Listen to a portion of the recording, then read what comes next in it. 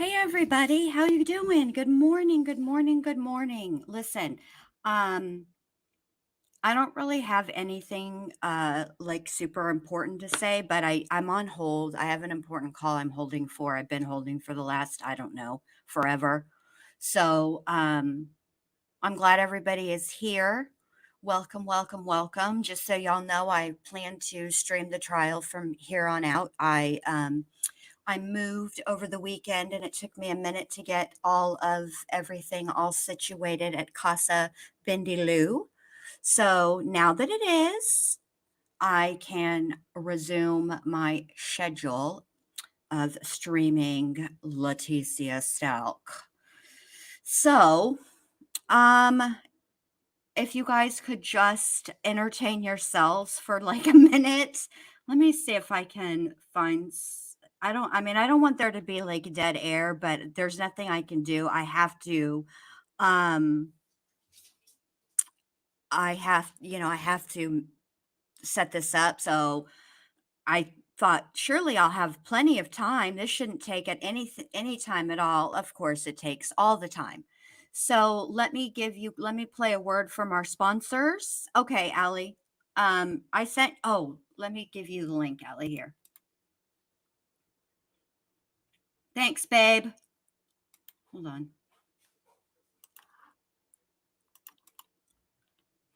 All right, here we go. Yeah, I thought for sure I would be done, but let's have a little word from our sponsor while we wait for hey Melissa, hey Sherry, Mama Bear, Vanessa, RJ Mercy, Max 2002, Sherry, it's so good to see Pink Dahlia, Nicole, BG, Laura, Punksy, Kimberly, good to see all of you guys. Spicy Sugar, Lupe, so good to see y'all. Butterfly Click Kisses, Shramita. Hope I didn't miss anybody. There's Allie. Hold on. Okay, let me add her to the stream. Hello. Hey, babe. How are you? I'm pretty good this morning. How are you? I'm tired already because, as you know, as we discussed earlier, my eyes opened at 5:30 this morning for no reason. There's no school because it's Good Friday. There was no reason for me to be up, but yet there I was. Of course. Can't even sleep in on Good Friday. Can't even do nothing right. I can't even sleep in when I'm trying to. No, I just you said you might have dead air for a minute. So I thought, well, I can help you for a second. And yeah, so. Thank you, babe. I appreciate it. I shouldn't be on hold for too much longer. All I have to do is just submit a payment. I wish in this day and age, why couldn't I just do it online? So ridiculous. Would have taken me 2 seconds online. Oh, did you see about the Cash App founder? Yes, I did. Isn't that crazy?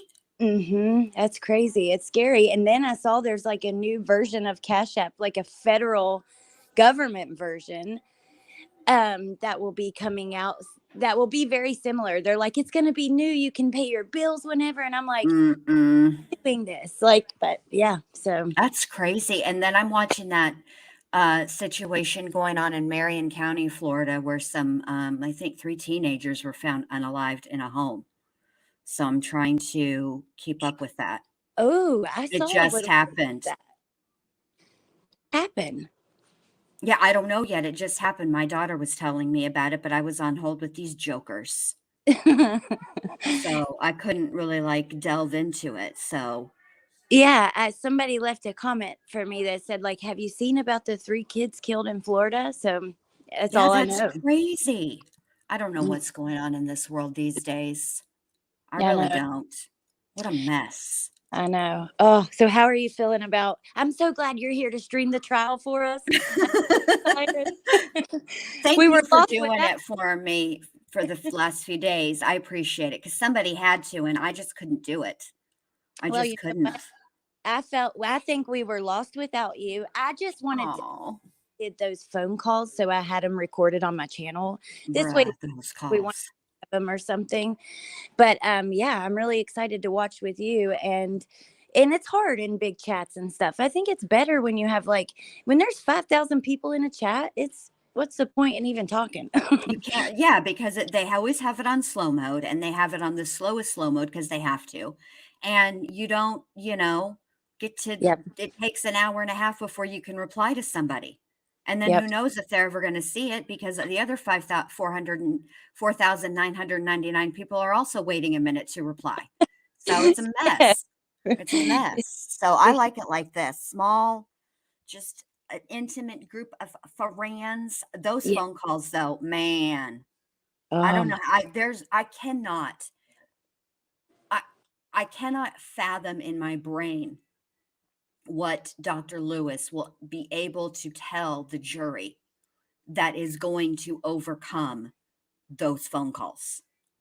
Yeah. I know that they're only supposed to consider in the moment, okay?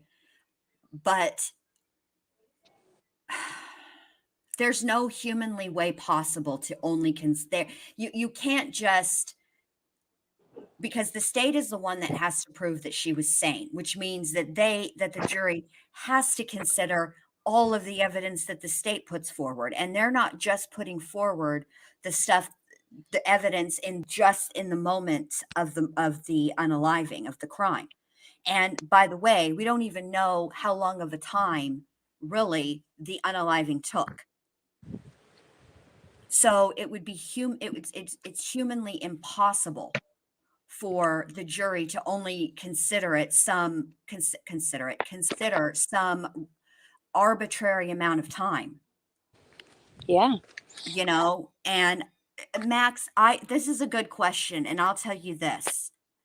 I think that she is sitting in that corner because it's having the opposite effect, I think, on the jury, because I think the jury is going to see it the way we're seeing it, which is, damn, her own attorneys don't want to sit next to her ass, right? But I think that what the jury or what the defense might be trying to portray is that she has to have a distance because she's, insane. Yeah. She, Well, you what know do what you I what do you think about her covering her ears and stuff? Like how that will come across to the jury? Hold on just a second, you guys. I'll be right back. I think it's a mess. Hold on. Okay. Melissa Jade, your comment. I think Gannon's death started during the candle incident. It was slow and totaled over almost 24 hours. I think you're dead on. And how cruel is that? And how this is why this case is just, oh my God, because you're right. I believe that she slowly, that's why there were so many methods. Gannon had a will to live, a very strong will to live. Mhm. I think that the, covering her ears part, the jury is going to take that as disrespectful. Okay. I do too. And it is disrespectful. That's just the facts. One of the jurors sent a note to the judge about, Letecia appearing to be, like, mouthing words and answers or something and Hmm. nodding her head in agreement, and, of course, the jury's not to consider that, but at the end of the day, you cannot unring a bell. You can't unsee something. When you've seen it, you've seen it. You might not it might not play into your deliberations on a conscious level, but it's still there in your brain. Even if you're not it's not at the forefront and you're not actually thinking about it. Your brain stores all that information. So I feel like on some level, they will be considering it. But those phone calls, I mean, asking for immunity what Yeah. was like, "Bruh, what are you doing?" And I think that's part of the reason why she changed her plea from not guilty to not guilty by reason of insanity, because a not guilty by reason of insanity is an acknowledgement of guilt. The Right. defendant is saying, "I did this, Yeah. but I was not legally sane under the legal definition." Like, that's like a double. I wasn't sane under the legal definition of sanity. Right. And so that's what you're to consider. But hold on just a second. Okay. Um, yeah, the not guilty by reason of insanity. Oh, it makes things even more complicated, I think, because it's not something we hear much. I was surprised that the jurors even ask, should they take into consideration her faces and stuff like that.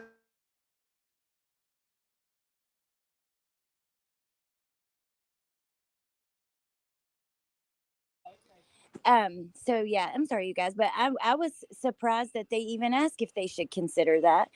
Um, but yeah, immunity definition equals no malicious. No malicious. I need immunity. Oh gosh, if there's nothing more infuriating. The DA made a good point though. To be not guilty by reason of insanity, this means that you do not know the difference between right and wrong.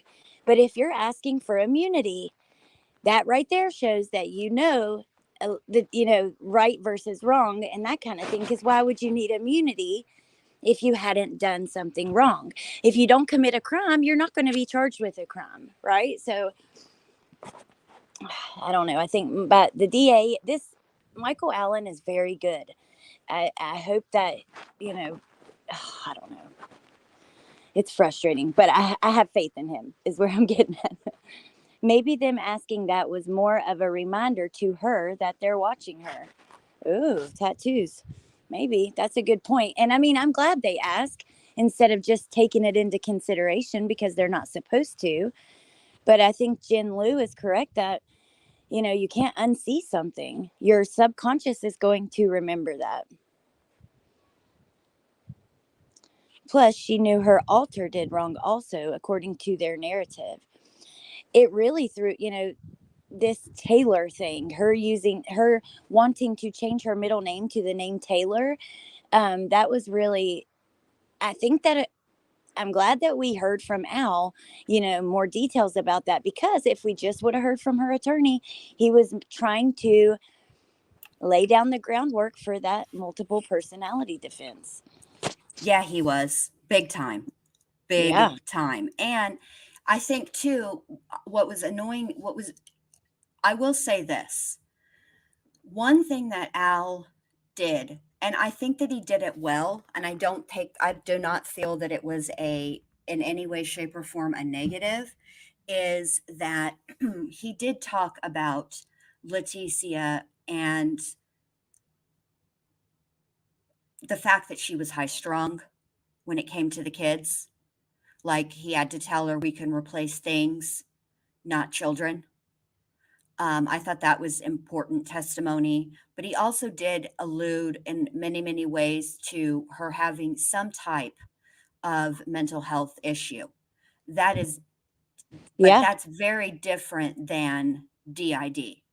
And what I find so compelling and interesting about the fact that they're using Dr. Lewis is that when I watched that documentary, Crazy Not Insane, Mm-hmm. one of the most prevailing ideas that she had and spoke about frequently is that people who have DID, there's evidence of the alters all over. They the frequently write in a different penmanship, but it a lot of times goes back to like childhood. And but there's evidence of it, and I Right. just find it so difficult to believe that nobody noticed. Now Yeah. it could be argued on the other side of it that, well, Al spent a lot of time traveling and wasn't in the home a lot, but even so, there would be other people in her life that would have noticed it. And what about the loss of time? People, what from what I understand, and let me just preface Mm-hmm. this by saying I am not qualified to treat or diagnose, and that is not what I'm doing. I'm just discussing the evidence as it has been presented and the way that I understand it. All right, there is my disclaimer. I feel like another prevailing theme is this loss of time Yep. from the waking personality. Yeah. So while your other alters are awake and causing, mischief or whatever, you are not Mhm. remembering it. So when you come back, all of a sudden it's 12 hours later and you're like, what happened? That's kind of how I understand it anyways. Right, like, okay, we've all seen the movie Fight Club. That is, if you haven't seen it, there's about to be a big spoiler. I mean, the movie is older than I don't even remember when it came out. It's old, right? So if you Goodness. haven't seen it, and then, but at this point, I don't want to, but you should. It's really a good movie. Maybe mute for like a couple of minutes. But he experienced a loss of time and confusion. Hmm. And there was a show, and I wish I could remember if it was A&E or TLC or ID. I don't think it was ID, but it was a woman who lived with multiples, and she was a single mother at that with two boys. And it essentially chronicled her life because the ultimate goal in the end was to merge all of the alters into, a single personality. Right. And the waking personality was, she would be frequently confused. Like, she would have tattoos because one of her alters liked to get tattoos. One of her No, it's not alters funny, but imagine smoked. waking up with a tattoo and you're like, oh my God, that's terrible. Yes, exactly. Oh my God, look at Shmita. Of course you haven't seen it, Shmita. Ha- we need to have a talk, Shmita, you and I. It's the best movie. It is. It Tattoo is. comments. She has, read her comments. There's like three Okay, that are, hang on. Let me get to her. her cousin has it. And she said you could tell immediately something was up, basically, and some other things. But All right, hold on. Let me see. Is this the one where it starts? All right, let me look. yeah, well, one of them. But Oh, they don't always forget time. Wow. said sometimes they talk to each other. That's crazy. Interesting. Interesting. I mean, Knows of most all the others. yeah, that is one thing that I did. You're right, tattoos, which I mean, I know, you're right. But you're right. That's another thing, that there is the waking personality, which is the original person, and then there are the alters. And the main alter is the one that is really in charge of all of the other alters. And one of the things that I noticed in those phone calls is the level of anxiety and stress and just plain emotion in her voice. Hmm. And yes, Mama Bear, that's the one I'm talking about, babe. Yeah, it was on A&E. Thank you. It was A&E. But anyway, they're in charge of the other ones and are aware of what the other ones are doing. Like, there is a alter that's essentially the boss of things. I don't know how else to say it. Let me And don't some of them, like, the way I understood it was because I watched a girl on YouTube who has it called Dissocia Did, which there's a lot of controversy around this creator. But the way I understand it is, your alter could be a male, it could be different ages, a 3-year-old, a 50-year-old, it could be all varieties. Yes. Oh, I forgot. My original point to that was not that there's a prevailing alter, but that don't. It would seem to me, and I guess it would depend on the individual, but it would seem to me that in that moment, when it's maybe not the very first phone call, right, with Al, but the ones where he got more and more frustrated and aggressive is not quite the right word because it didn't come across as aggressive to me. It came across as frustrated and tired of the baloney, and he wanted answers. And so I feel Mhm. like you know, um, but anyway, I would think that a more, and I hate to use this word, but I'm just floundering for the correct adjective here. Competent alter would come out and be a lot more calm and matter of fact and explaining what the story was. I mean, I just, I don't know. There's so many um, problems with what Letecia is trying to sell this jury. And but bruh, Yeah. Yeah. it's too Those much. She's doing too were much. the calls were just so hard to listen to. And Al, I mean, can you imagine? You can tell he has experience with her manipulation on those calls because he's like, okay, like there's moments where he's getting angry, but then he calms down and he's like, okay, Letecia, I'm sorry, just keep talking. I'm sorry. He's trying to keep her talking, and he knows there's certain things you can't say or do with her or she's going to freak out and she's not going to keep talking. And it's like experience with being manipulated by her. Right. It's crazy. And it was a fine line for him because not only did he have to do that, but he he had to be very careful about what he did say because you don't want to entrap her either. Yeah. Teresa said I need an You know what I altar that mean? likes to exercise. I do too. I'm sorry. I need one that just does all the things I don't want to do. No kidding. I'll still do it. Honey, But no, I put, you're right. He y'all, didn't this entrap move her. was, oh my God. Oh my gosh, moving is Right. exhausting. And We're sorry. oh, We have to play. it I'm was so so sorry. exhausted. I was exhausted.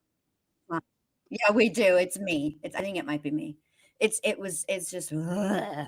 It's awful. I'm so over it. And I'm glad we're in for the most part. But you know how you always like something always breaks in a move. And this time it Hmm. wasn't like a big deal. It was a bookshelf that holds all of my like knickknacks and stuff, all the things the kids made me and over the years and stuff like that. And I have it, by my desk so I can look. I have it all the time. It broke. I mean, it's the one from Walmart that you put together that costs, hardly anything. And it's, it is what it is. But still, So, that sucks. yeah. I missed you during this trial. It's not the same without Jen Liu. Like I know you were here some, but like fully. I know. I wanted to be here and I kept like, um, is it like it just seemed like every time I turned around there was another friggin' box. Oh, I think they've started, y'all, or they're about to start. Here, let me add this Okay, to the I'm gonna stream. jump down and chat. I'll come up later if you want. If you Okay, need like babe. breaks, I just wanted to come while you were doing while you needed a minute. But okay, I'll see you in the chat. Oh, thank you, babe. You're All welcome. right, Bye. bye. Thank you, babe. Bye. Alice, don't do it. Okay, the closed captions are on.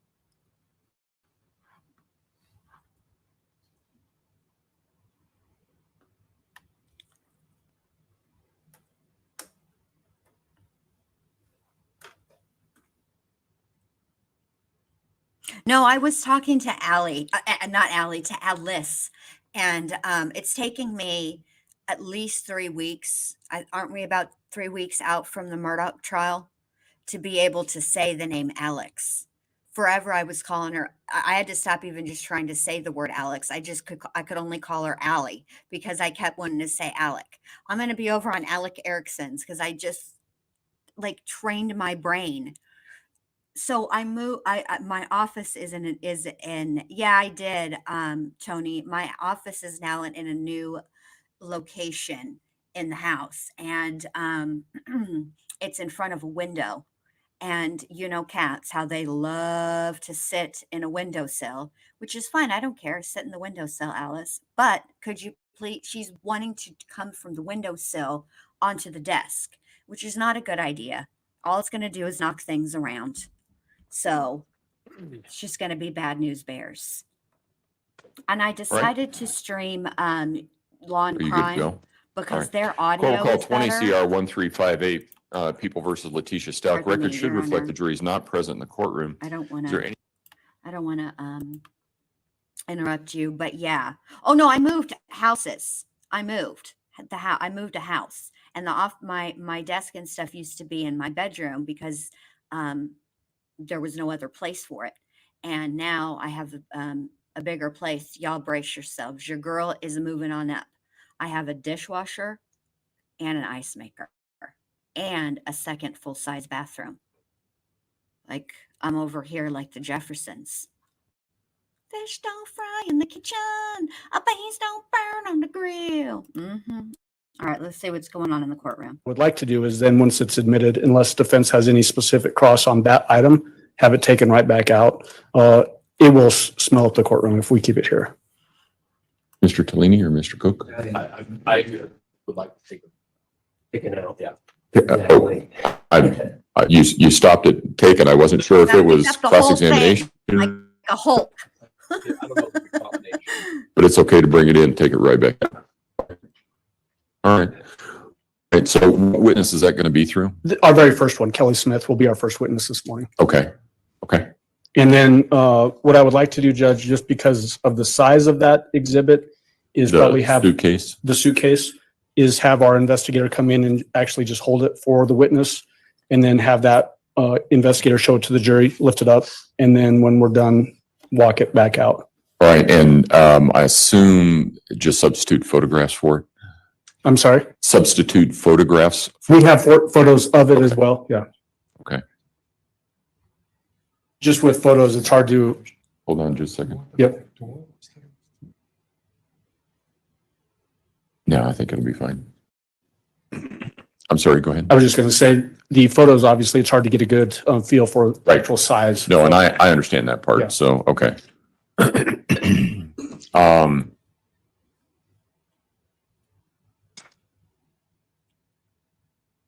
Okay. Is there anything else that we need to address before we bring the jury in? Prosecution? No, you're right. That was Defense? No, sir. Okay.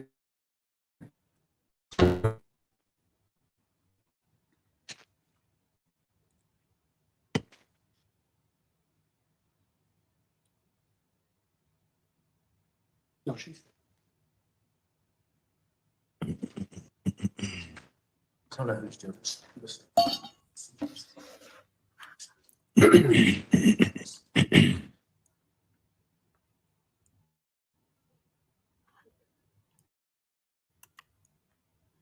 I can't believe how they're gonna. I mean, I can believe they have to. They have to do it. I get That's what I it. was just checking. But that suitcase they're gonna bring in. Are you that doing okay? Suitcase.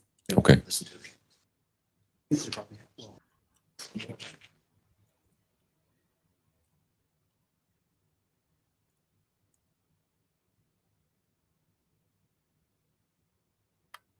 And I like the way also Law and Crime is able to do all this, which I'm pretty sure if I sat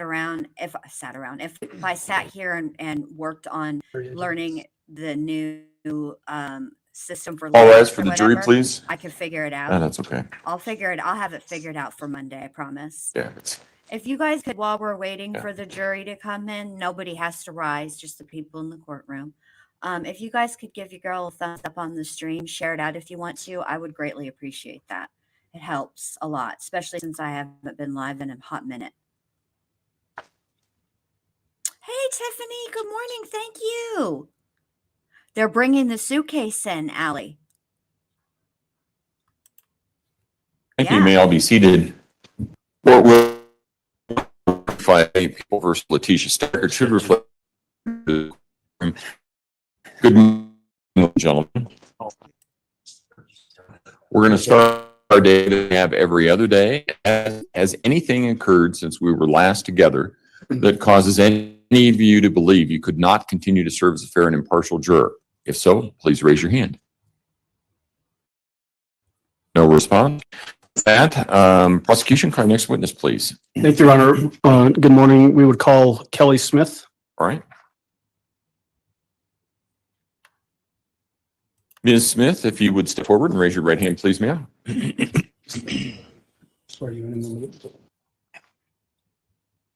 Good morning. You swear or affirm the testimony about to give in this matter will be the truth, the whole truth, and nothing but the truth.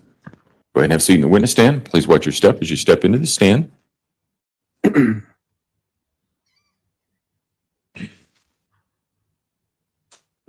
morning, ma'am. Will you please introduce yourself to our jury and spell your first and last name for the record?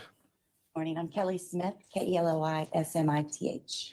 And there's a microphone there.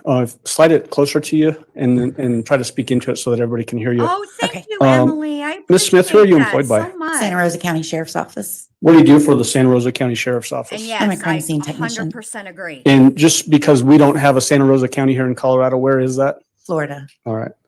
What's the biggest city in that county? Milton? Milton? Okay. Is that very near to Pensacola? Yes. Okay. And Pensacola is in what county? Escambia County, Florida. All right. And I think you said that you're a crime scene technician, is that right? Yes, sir. What education do you have that allows you to do that job? I have several crime scene classes, water classes, suicidal classes that I've taken for the job, and then a 40-hour class that they gave me when I started. The 40-hour class, is that the basic crime scene investigation class? Yes. Was that in 2019? Yes, sir. Did you also take a crime scene processing class in 2020? Yes, sir. You mentioned that you took a water class. Was that the aquatic abuse, death, and homicidal drowning investigations? Yes. Was that in 2021? And then you said suicide investigations also? Is that right? Yes, sir. 2022? I believe so. Let's see. What did you do before you became a crime scene technician for Santa Rosa County Sheriff? I was still employed at the Sheriff's Office as a 911 dispatcher. How long did you work as a dispatcher? There- What are the duties associated with being a crime scene technician for Santa Rosa County? Documentation, photograph, collection of evidence, packaging of the evidence to turn it in. We do dusting of the fingerprints and take DNA samples. Is it common for you to actually go out to potential crime scenes? Yes, sir. Do you sometimes collect evidence from crime scenes? Yes, sir. Do you also occasionally attend autopsies? Yes, sir. Will you typically collect evidence from those autopsies Yes, sir. Photograph. and photographs? I want to direct your attention specifically to March 17th of 2020. Were you working as a crime scene technician back then? Yes, sir. Did you get a specific call to respond to the Escambia River Bridge on the report of a suitcase with a body inside of it? Yes, sir. What's that approximate location where you were called to? The county line between Santa Rosa and Escambia. And we had previous testimony from other people that had also gone to that bridge. It's sort of, if you look at a regular map with north being on the top, it looks like the bridge runs north to south, but it actually, I think, has a east-west lineage. Is that right? Yes, sir. And as far as where you responded to, was that on the west side of the bridge or the east side of the bridge? East side of the bridge. Is it typical for you when you go to a scene like that to get briefed by somebody that's familiar with the investigation up to that point? Yes, sir. Did you have that occur here? Yes, sir. Who briefed you? All right, now I have to pause a little bit for commentary, but it'll just be brief. Listen, you guys, I have a very strong feeling due to whom they have started the day with, that the testimony today is going to be difficult. It's going to be hard for us to listen to, but remember, it's fine to take a break. It's fine to mute, and it's fine to walk away. You got to protect your own mental health first, because if you don't take care of you, can't take care of anybody else. Okay. And I won't feel bad. Don't worry about it. That's important, you guys. You never know. I might have to mute and walk away. Okay. So if you guys have to too, don't you worry about it. Or if you have to just be like, I can't, and you have to dip, no judgment, okay? You take care of yourselves, because this is tough. I don't remember. I don't recall on that one. Who Okay. the first person I spoke to? Was it by chance Detective Jason Yoder? Yes. What was the information that you received from Detective Yoder when you got that first briefing? That they had located a suitcase with a body in it under the bridge. Did you have a chance to make your own visual observations of that area? Yes, sir. Tell the jury just basically what you saw, and then at some point here in just a moment, we're going to get into some photographs. I noticed This is the we had to crime park on scene the other bridge. I was investigator able to look on the east bridge. from And I'm Florida. just suit. This is Kelly Smith. She is a crime scene investigator. She was in charge of handling the suitcase. Material beside it. From a distance, it just looked like material. Did you view the scene from above, meaning on that bridge span looking down? Yes. Did it appear that the location where there was an indentation, that was where the suitcase was dropped from that bridge down to the ground below? Yes, sir. What color was that suitcase? Do you remember? The olive green Oh, color. you're welcome, Emily. No problem. That's my job. I should make a scrolly thingy. Did you go up closer to the Whenever I'll do suitcase that area? for tomorrow or for Monday. You said that it looked like there was some fabric or something like that associated with the suitcase. it. When you got closer, could you tell what those things were? You could see that it was a blanket and a body.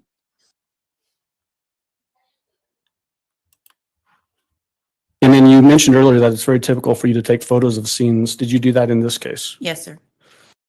At this point, I would like to approach and show the witness exhibit 77 through 85, which are You may. photographs. All right, go ahead.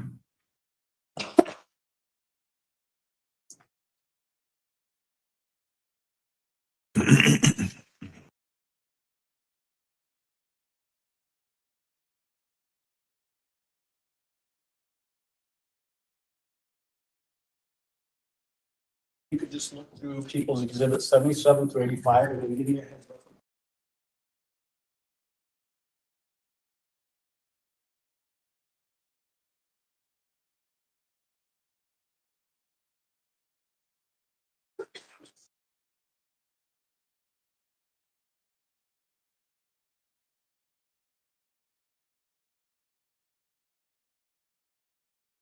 Yes, sir.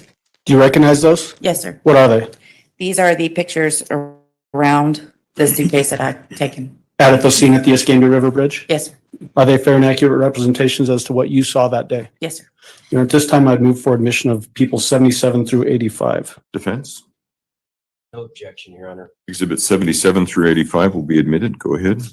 Permission to publish, Your Honor? Give me just a minute, though. Okay. I have noticed that All right, go ahead.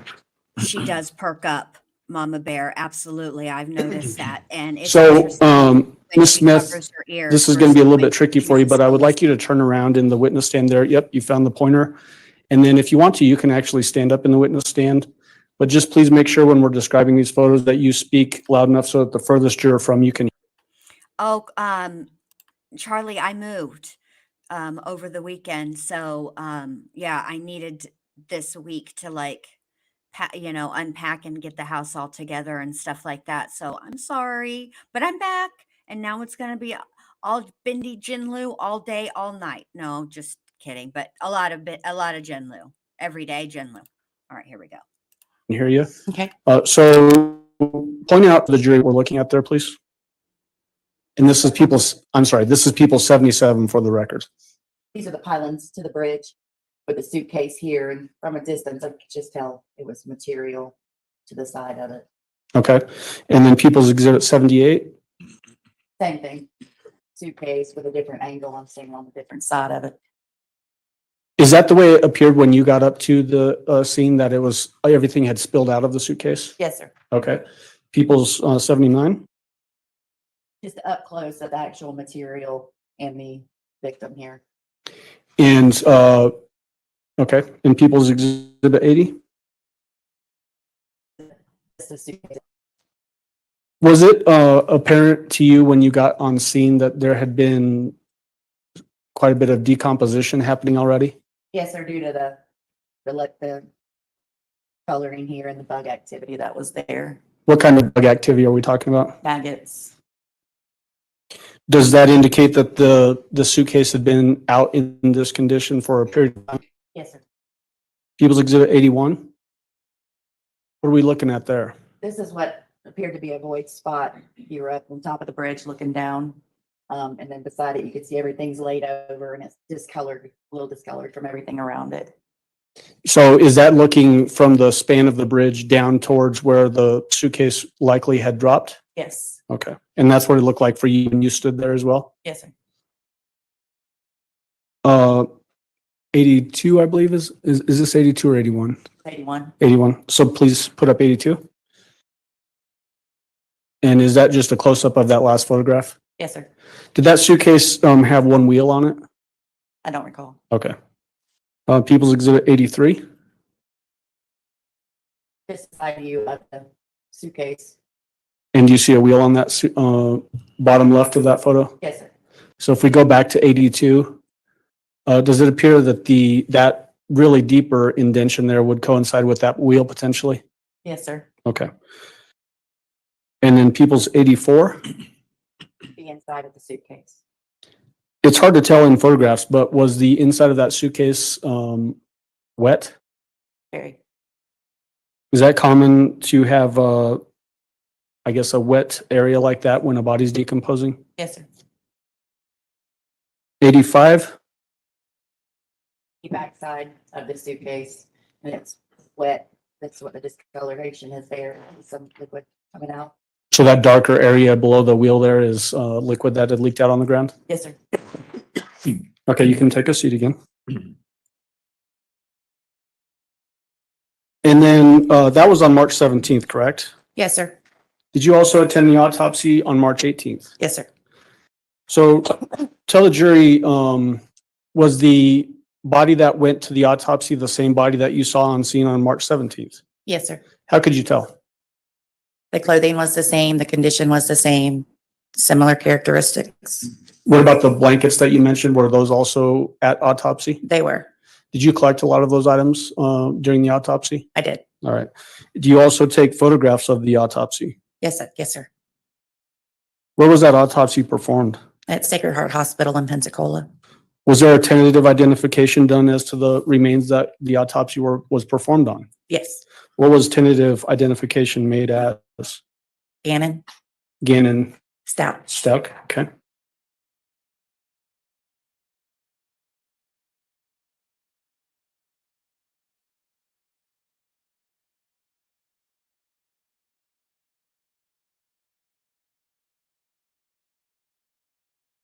May I approach with people's 87 through 102? Okay, go ahead.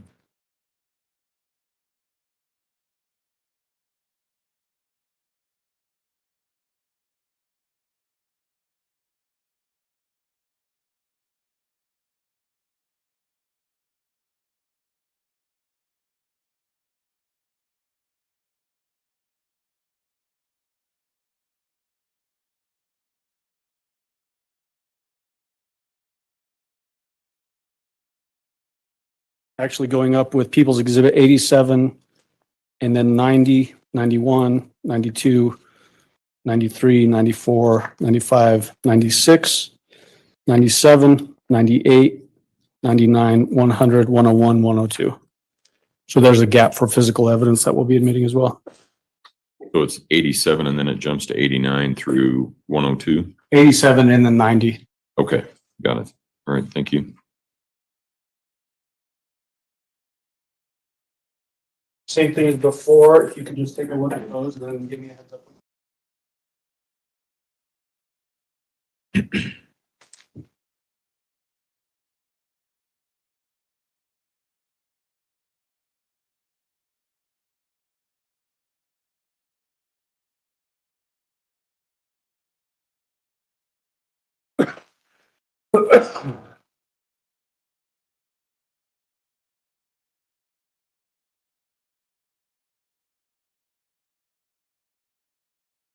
Have you had a chance to look at those? Yes, sir.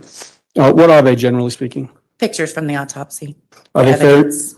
of evidence? Mhm. Are they fair and accurate representations as to what you saw during this autopsy and things that you collected? Yes, sir.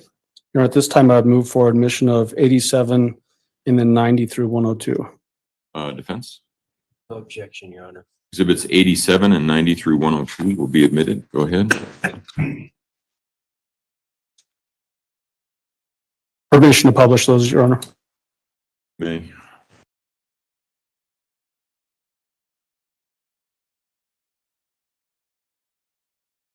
So we've got 87 up on the board behind you, and same as before, Ms. Smith, if you could just stand up and then let the jury know what we're looking at there. This is going to be the bullet that was extracted from the victim's head, and these two plastic pieces were in there. So the bullet that we see there, that's a projectile? Yes, sir. Is that typically expelled out of the end of a firearm? Yes, sir.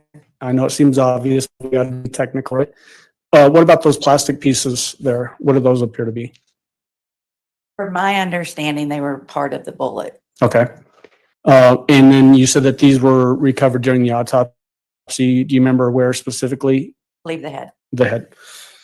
And then I want to approach with people's 88 and 89. Go ahead. No, that's fine. So if you could first take a look at people's exhibit 88.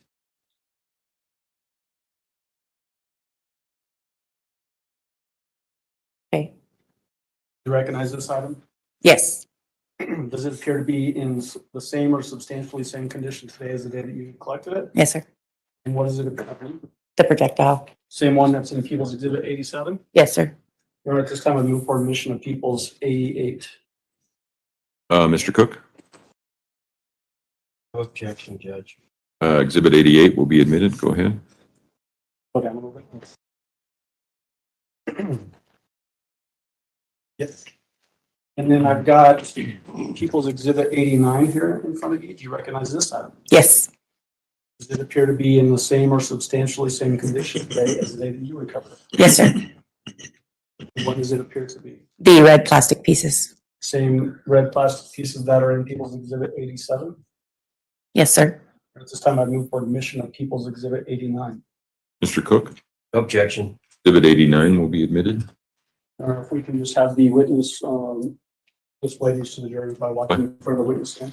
Well, that's fine. Box. Starting with the 88, if you could just hold this up like this and then just walk slowly in front of the jury box.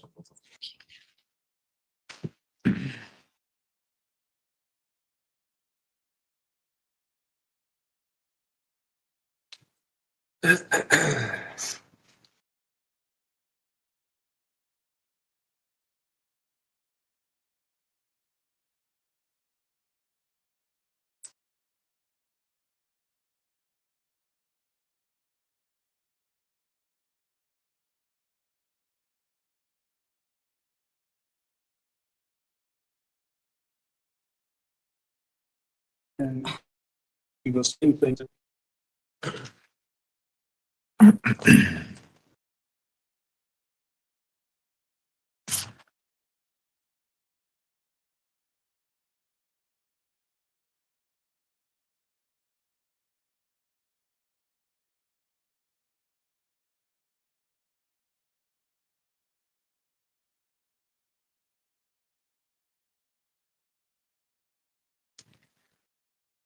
Just set it on the table.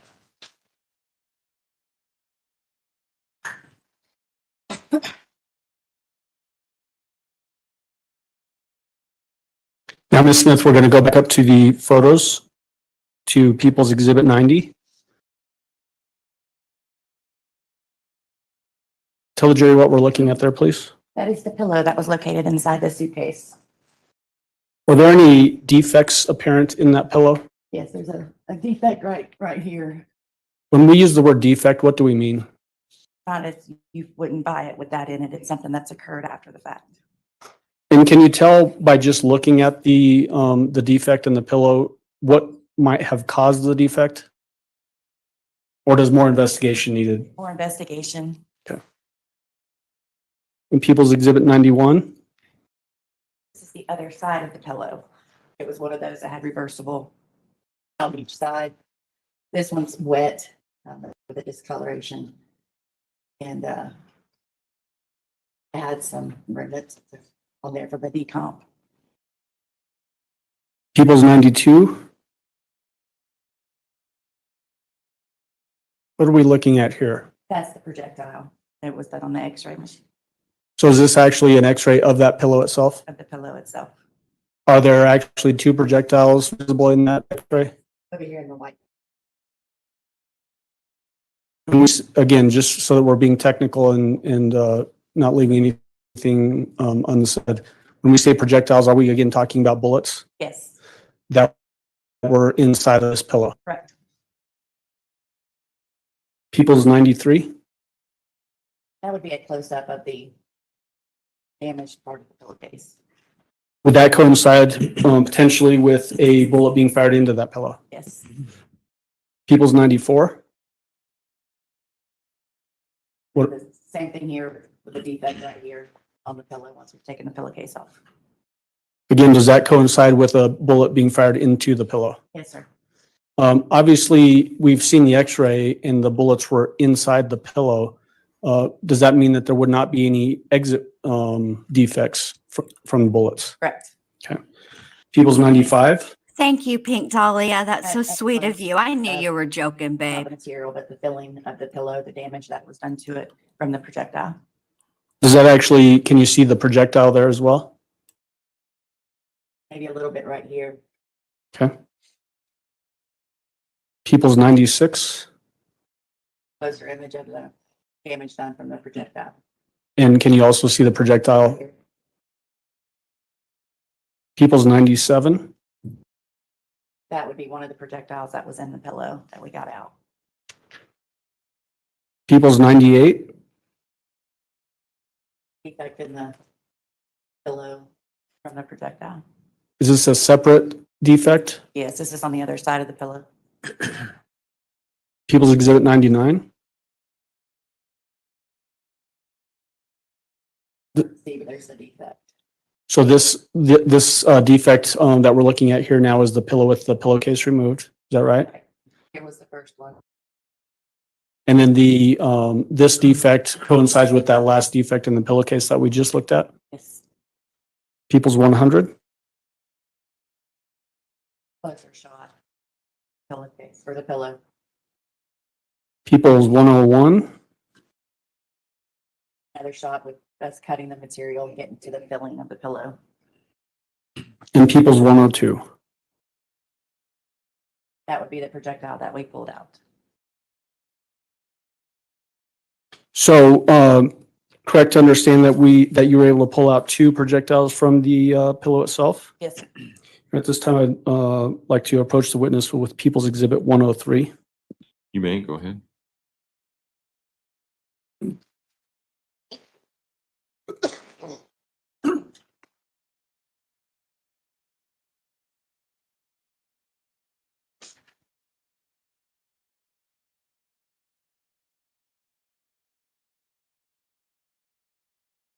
Same thing as before, Ms. Smith. Can we take a look at People's Exhibit 103?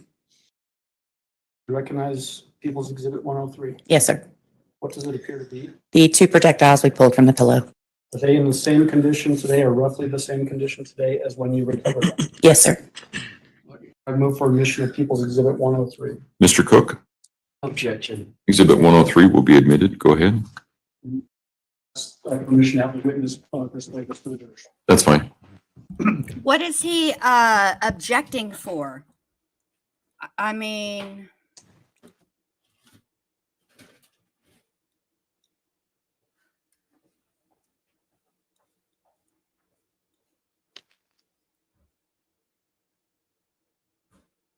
Your step there.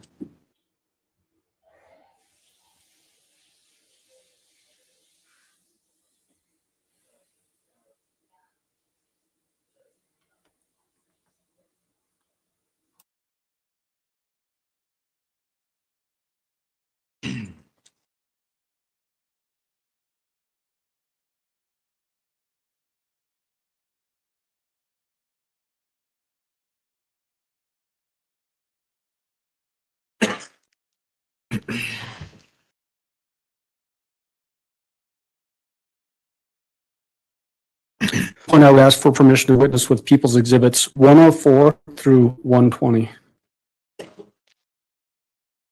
You may go ahead.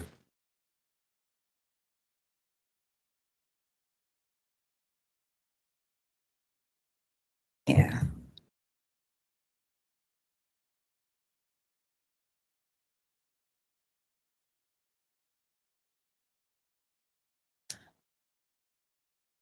Ms. Smith, same as before, if you could flip through those exhibits 104 through 120 and then give me a heads up when you're done looking at them.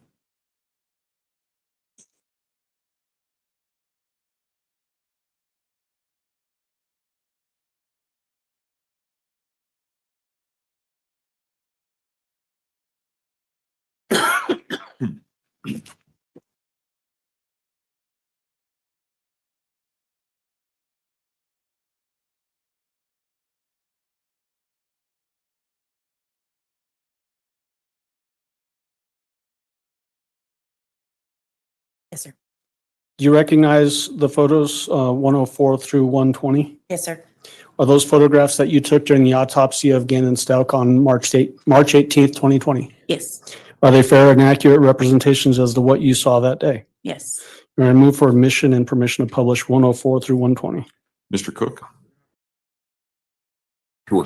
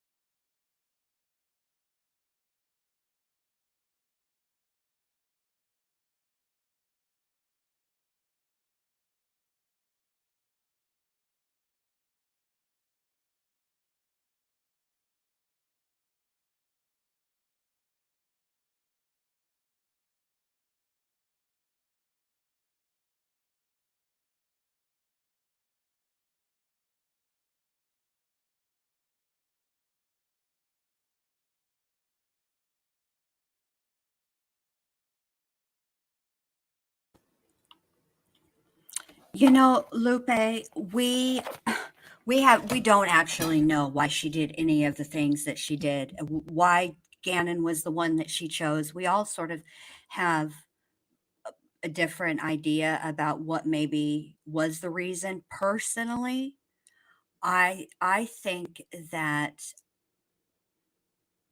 her real hatred was to Gannon's biological mother, Landon. That's my personal feeling.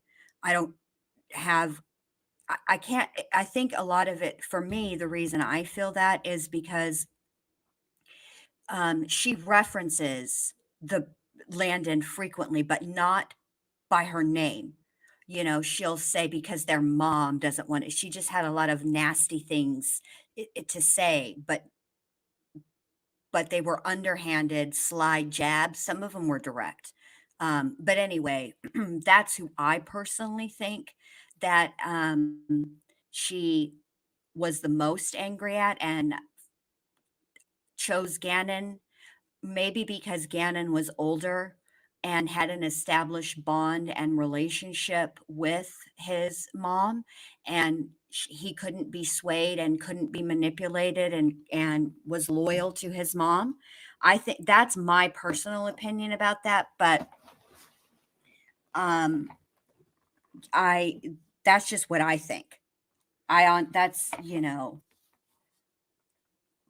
but even if we let's say, for example, that um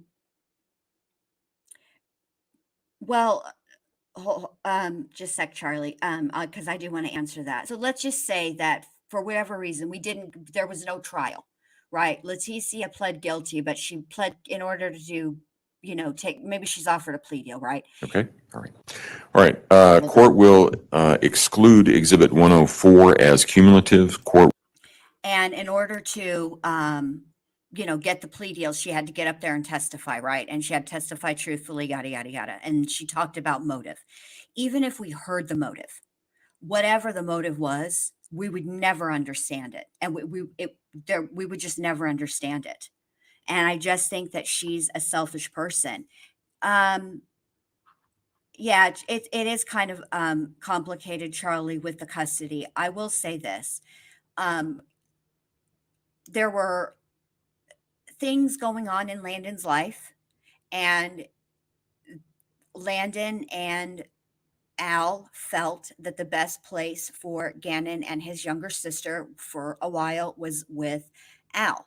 And, Letecia was instrumental in Al getting custody of the kids. So it's kind of a complicated situation, but but it's not like she wasn't in their lives. I can't, she just sucks. will admit Exhibits 105 through 120. And permission starting with 105 and then through 120. Well, if you just, You may go ahead.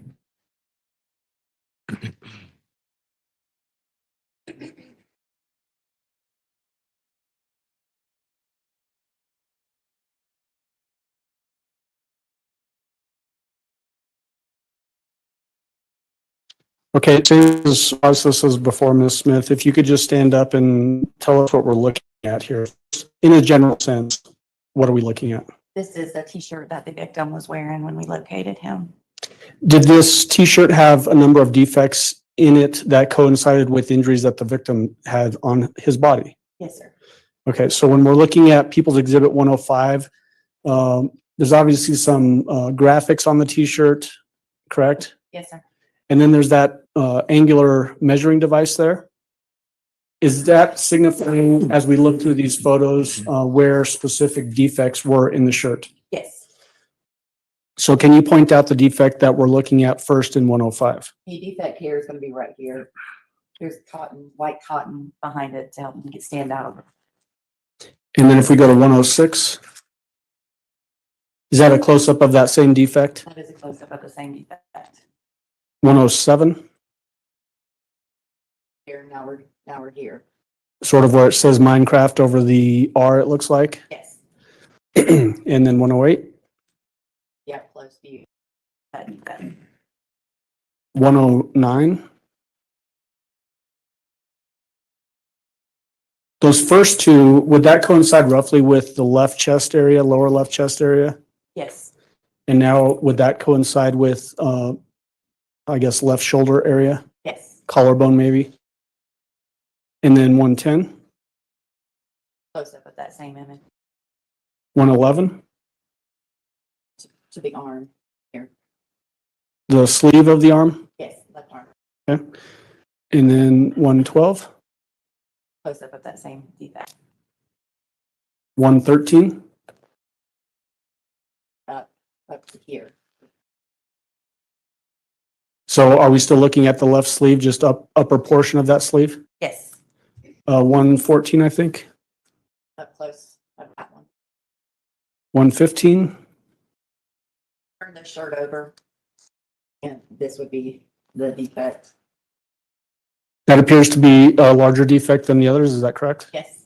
And then 116, Close version. 117, Left arm is again, backside. 118, Up close. 119. And that one just moved up to here. And are we looking at the backside for both of those last couple of photos, the backside of the left sleeve? Yes. 120, Up close of that one. left sleeve again? Yes, sir. All right, if you could go ahead and sit down.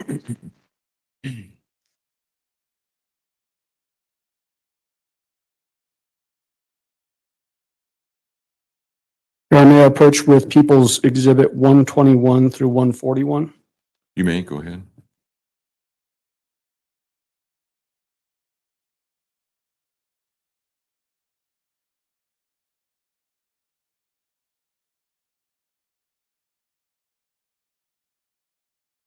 Right.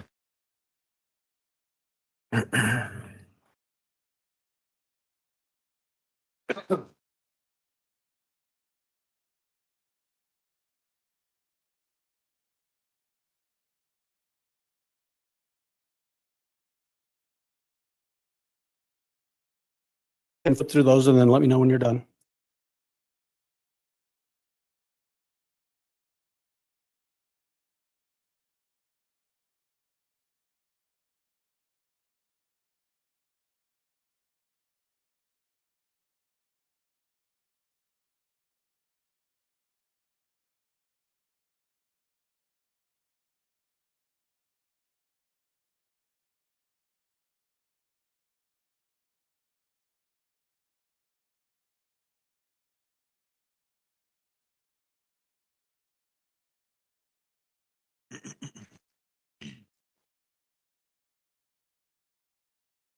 Okay.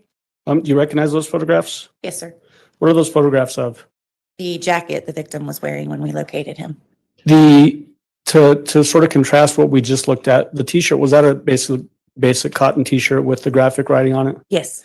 This jacket that we're going to look at next, is it more of a nylon type jacket? Yes. Is it the jacket that the victim was wearing that you recovered at autopsy? Yes. Are these fair and accurate representations as to what you saw of that jacket at the autopsy on March 18th, 2020? Yes. And at this time, I move for admission of 121 through 142 and permission to publish. Mr. Cook? It's done. We moved it to the bench. Okay. About these, Council approach, please.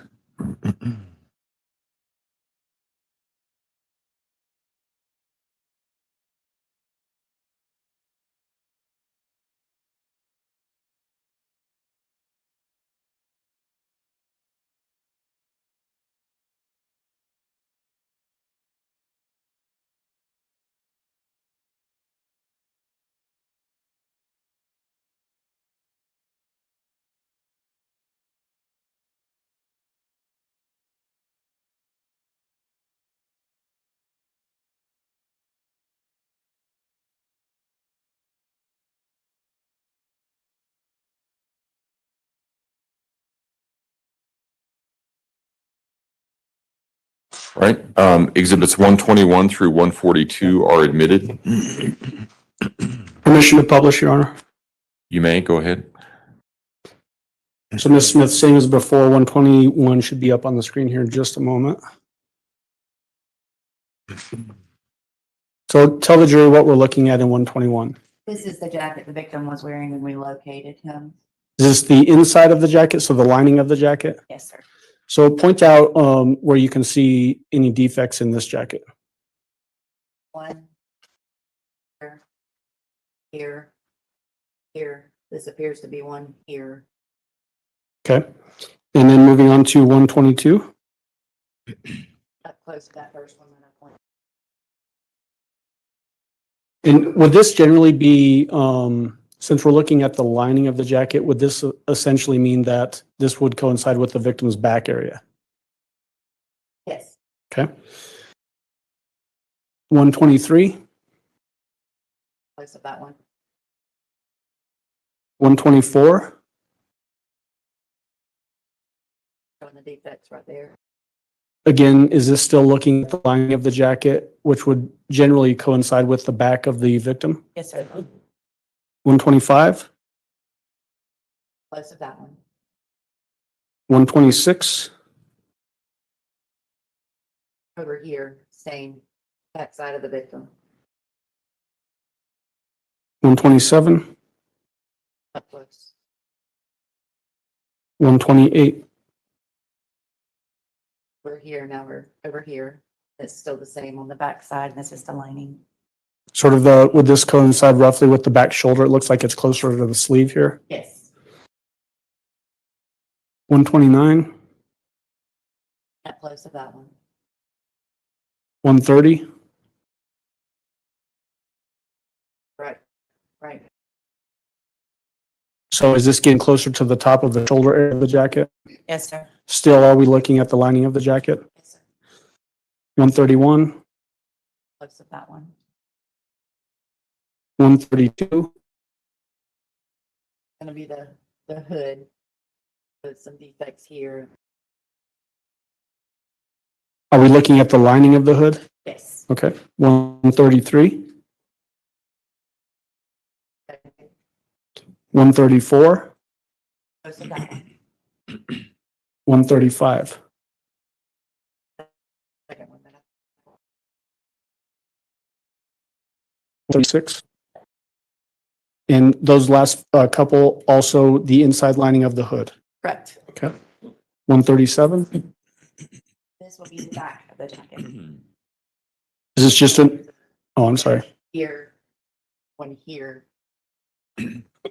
Essentially an overview of the back of the jacket. Yes. 138, First one that, 139, second one that I pointed to, still on the back of the jacket. 140, Here, now we're over here. 141, Still here. and then 142. Here's the defect. I was trying to see where we're at on the jacket.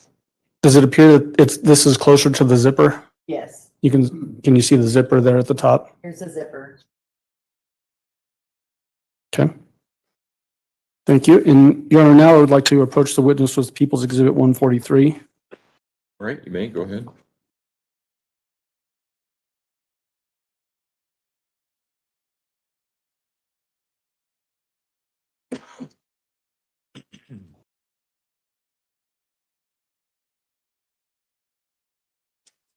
You had a chance to look at People's 143. Yes, sir. Do you recognize it? Yes, sir. What does it appear to be? Pair of pants. Photo of the pair of pants? Correct. Are these the pants that the victim was wearing when you went to the scene on March 17th and then the autopsy on March 18th? Yes, sir. Did you also collect those items? I did. Is it a fair and accurate representation of the pants as you saw them on March 18th? Yes. And at this time, I would move for admission and permission to publish 143. Exhibit 143 will be admitted. Go ahead. Permission to publish, there we go. Just generally give us are these nylon sort of athletic pants? Yes. Does it appear that there's, it's hard to tell, right? There's a lot of staining on this from decomp, I would assume. Yes, sir. But does it also appear that there's white stripes running down the legs of these pants? Yes. Two on each side. Can you point those out for the jury, please? Here's one right here, and then the other one's right here. Okay. I think as far as. All of these items that we just looked at, so the pillow, the blankets, the t-shirt, the hoodie, and these pants, All of these I clothes. think it may be obvious, but were these heavily That soiled with decomposition found- from that- Gannon's remains? that they found. Associated with that I heavy think they're the decomposition, same was there clothing that we quite a see smell on the associated with them? video Yes. of him Uh, going out to Is the that why we're truck. not bringing those items because into the jury I to remember let them those. have to deal with that as well? Yes. Finally, Yes, would she like to is, have my Max. investigator approach the worse. witness with People's Exhibit number 86. All right, may go ahead. And just so that we're all clear, this is the item that we talked about prior to. Okay. Is there any objection as to the foundational issue of this defense? Okay. Mr. Allen?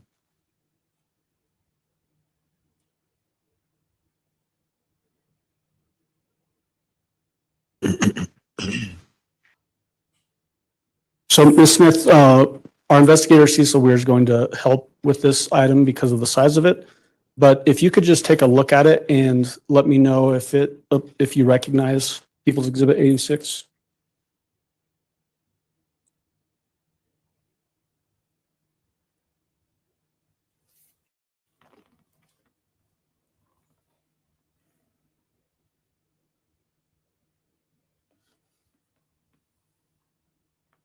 I think that's right though, Alex, but Allie, but I might be wrong. You know,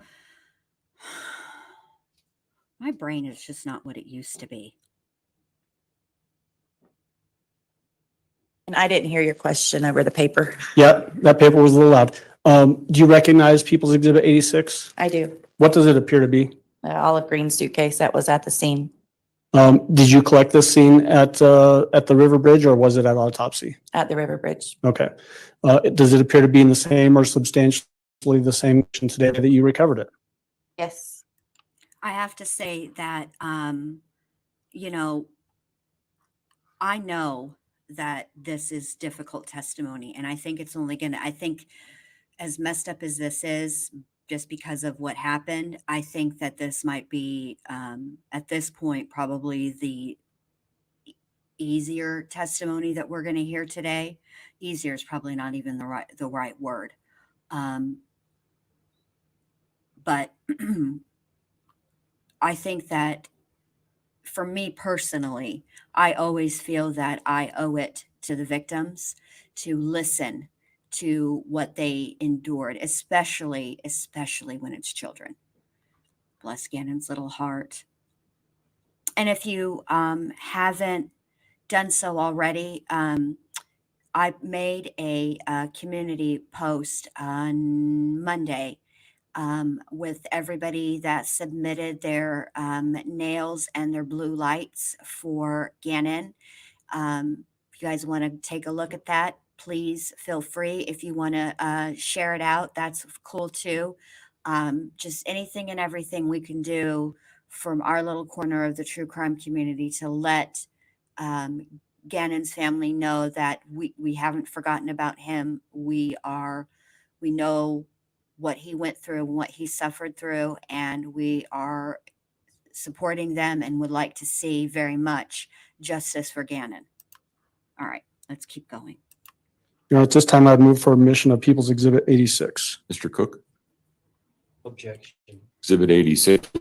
Go ahead. Your Honor, the material on this, we were asking to this here in the courtroom, but I would like to have permission for our investigator, Mr. Weir, to show this item to the jury by pulling it up. It is a larger item. You may. Go ahead. Thank you. I don't know if we're going to get to see it, just the way that the, I will make this full screen. I'll put me down here. That way, just temporarily, one crime, I'm not trying to cover over your thing. It's your watermark. I just want to see if if we'll be able, yeah.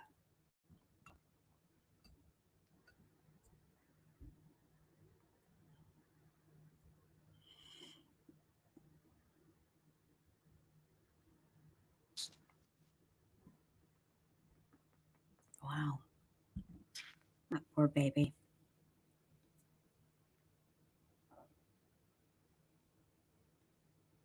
You vent away in here, Max. You know how we do at the ward. It's, you know.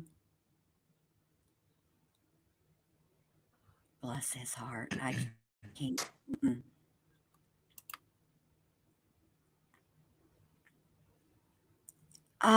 Yeah. Thank you, ma'am. Does that suitcase have a broken handle on it as well? Yes, sir. If Mr. Weir holds that up, can you point that out to the jury? It's handle right here. Not attached.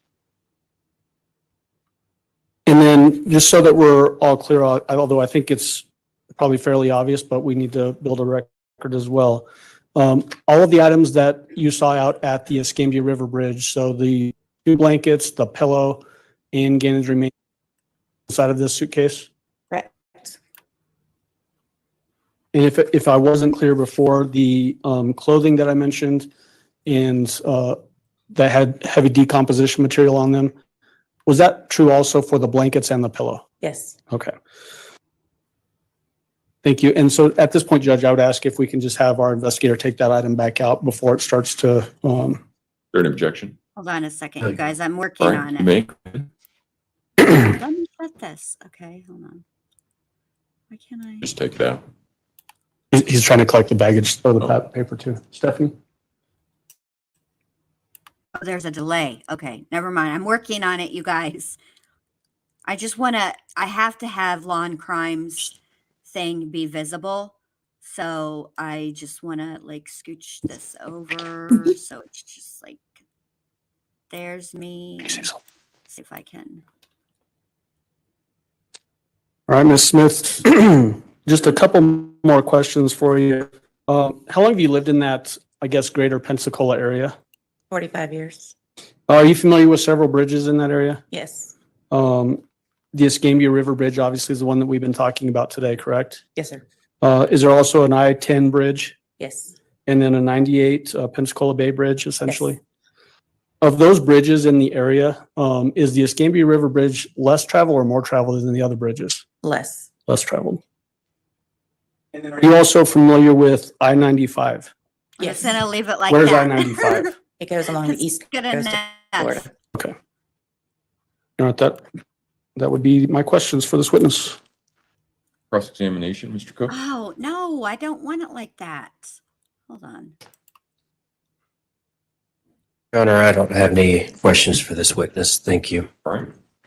Do any of the jurors have any questions for me, And what, Smith? Just write it down. can I Pass move it it up forward. here? Looks like we might have a couple, so just write them down, pass them forward, and I'll have somebody collect them. But I want to, what's this do? You want me to retrieve them, Your Honor, or? Yes, yeah, just put them on the bar in front of you there, come forward, put them on the bar in front of you, and then Mr. Allen, if you would There. retrieve those, please, and counsel approach. If it'll save it like this.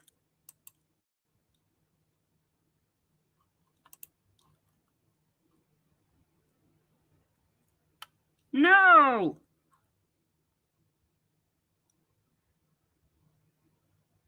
Hold on. Let me try it this way. While they're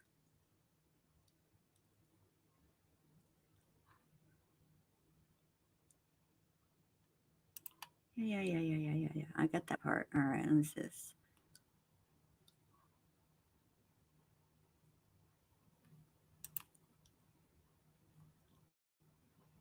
I just, there has to be a way to do this. I will figure this out.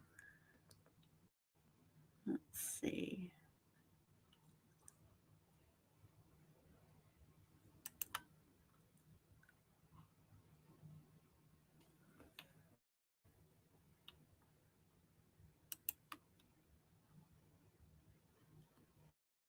Bruh.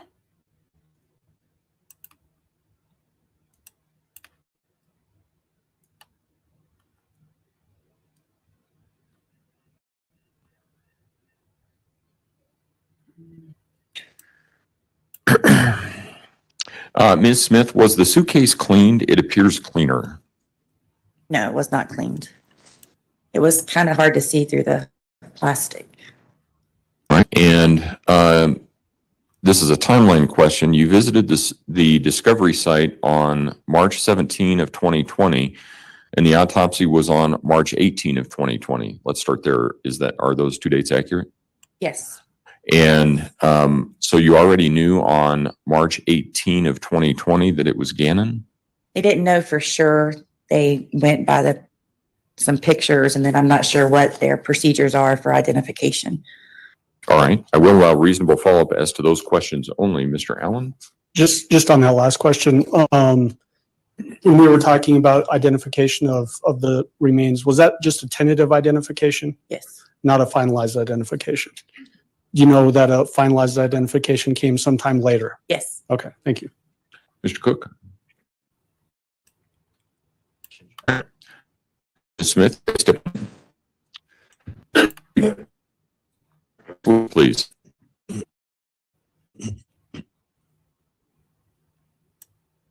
Bro, come on, what is the problem? There we go. Morning, Your Honor. People call Trevor Seifert to the stand.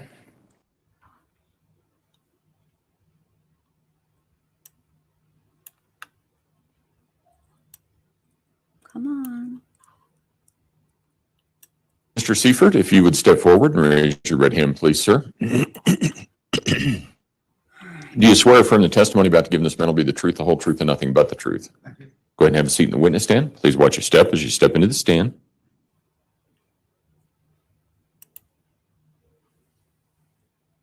Morning. Good morning. Could you please introduce yourself to the jury and spell your first and last name? My name is Trevor Seifert, spelled Trevor Seifert. I just Oh, wait. mispronounced your name, so I apologize. That's okay.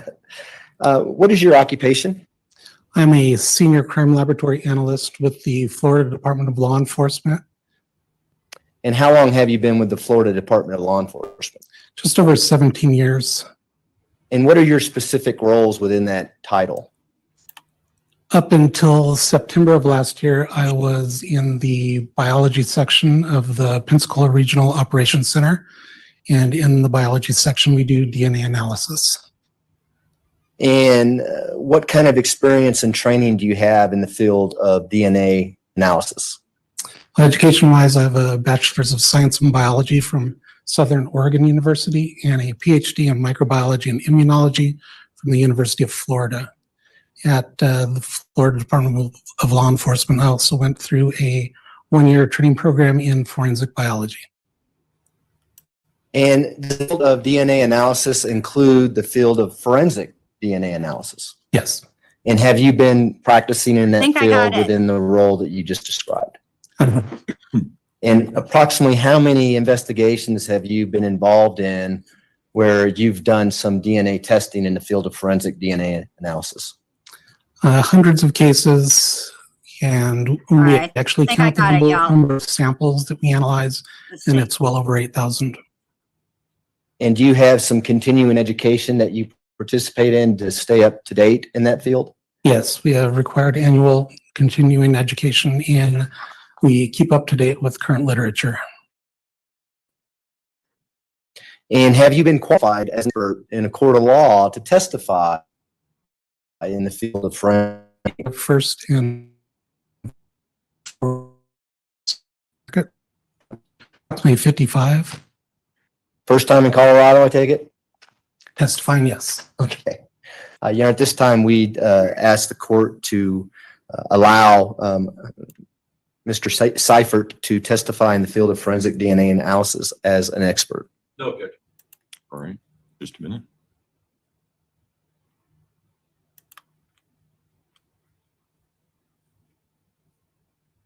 Ladies and gentlemen, a person may be qualified as an expert by education, experience, skill, or training. You are not bound by the testimony of a witness who has testified as an expert. The credibility of an expert's testimony is to be considered that of any other witness. You may believe all of an expert witness's testimony, part of it, or none of it. The way you give the testimony is entirely your decision. Mr. Young? Thank you, Your Honor. Could you please educate us in the field of DNA? What is DNA? Where does it come from? That kind of thing. Sure, DNA stands for deoxyribonucleic acid. It is a molecule that is found in every cell of your body except for mature red blood cells. It carries the instructions for the development structure of all living organisms. At FDLE and Florida Department of Law Enforcement, we do what is called STR DNA analysis, and STR stands for short tandem repeats. Short tandem repeats vary between individuals, and the number of repeats at markers that we look at are what differ between individuals and create their unique profile.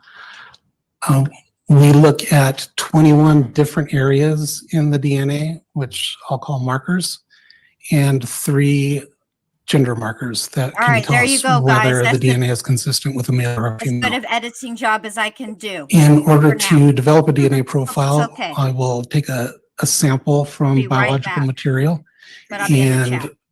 do chemical processes which will break open the cells, releasing the DNA into a solution. Then places solution onto an instrument that quantifies the amount of DNA that I was able to obtain from the sample. And if I reach a high enough threshold, I can then use a process called polymerase chain reaction, which amplifies each of the 21 markers that I'm looking at millions of times with a fluorescent tag that enables another instrument, a genetic analyzer, to measure the length of each of these fragments, which determines the number of markers, or the number of short tandem repeats, and gives us a profile for the individual or the sample. Can you talk to the jury about the uniqueness of these profiles that you've been talking about? Yes, depending on the number of markers that I'm able to generate a profile from, statistics differ with how unique it will be. But overall, a DNA profile of an individual is unique to that individual, and only a identical sibling will have the same DNA profile. And where do we get this uniqueness from? Where does our DNA come from?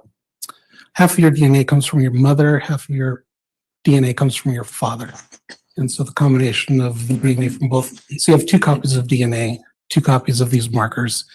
And so at each of these markers, I will get a number of repeats. So one marker may have 5, let's say 5 of these short tandem repeats from your mother and 10 from your father. So at that marker, you would be considered a 510.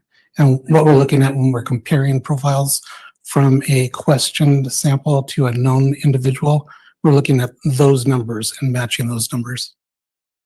So if we have, for instance, a body found where we don't know who that person is, would we be able to create a profile if the DNA was in good shape and then determine who the parents of that individual were, or vice versa?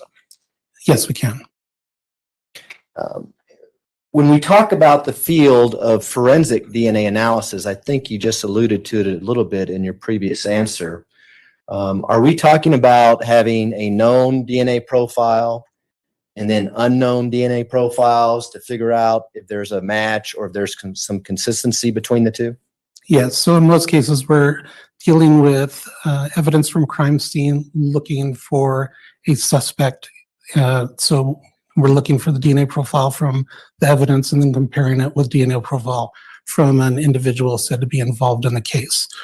In other cases, we're looking at unidentified human remains and comparing that to DNA profiles from individuals that are in a missing persons database.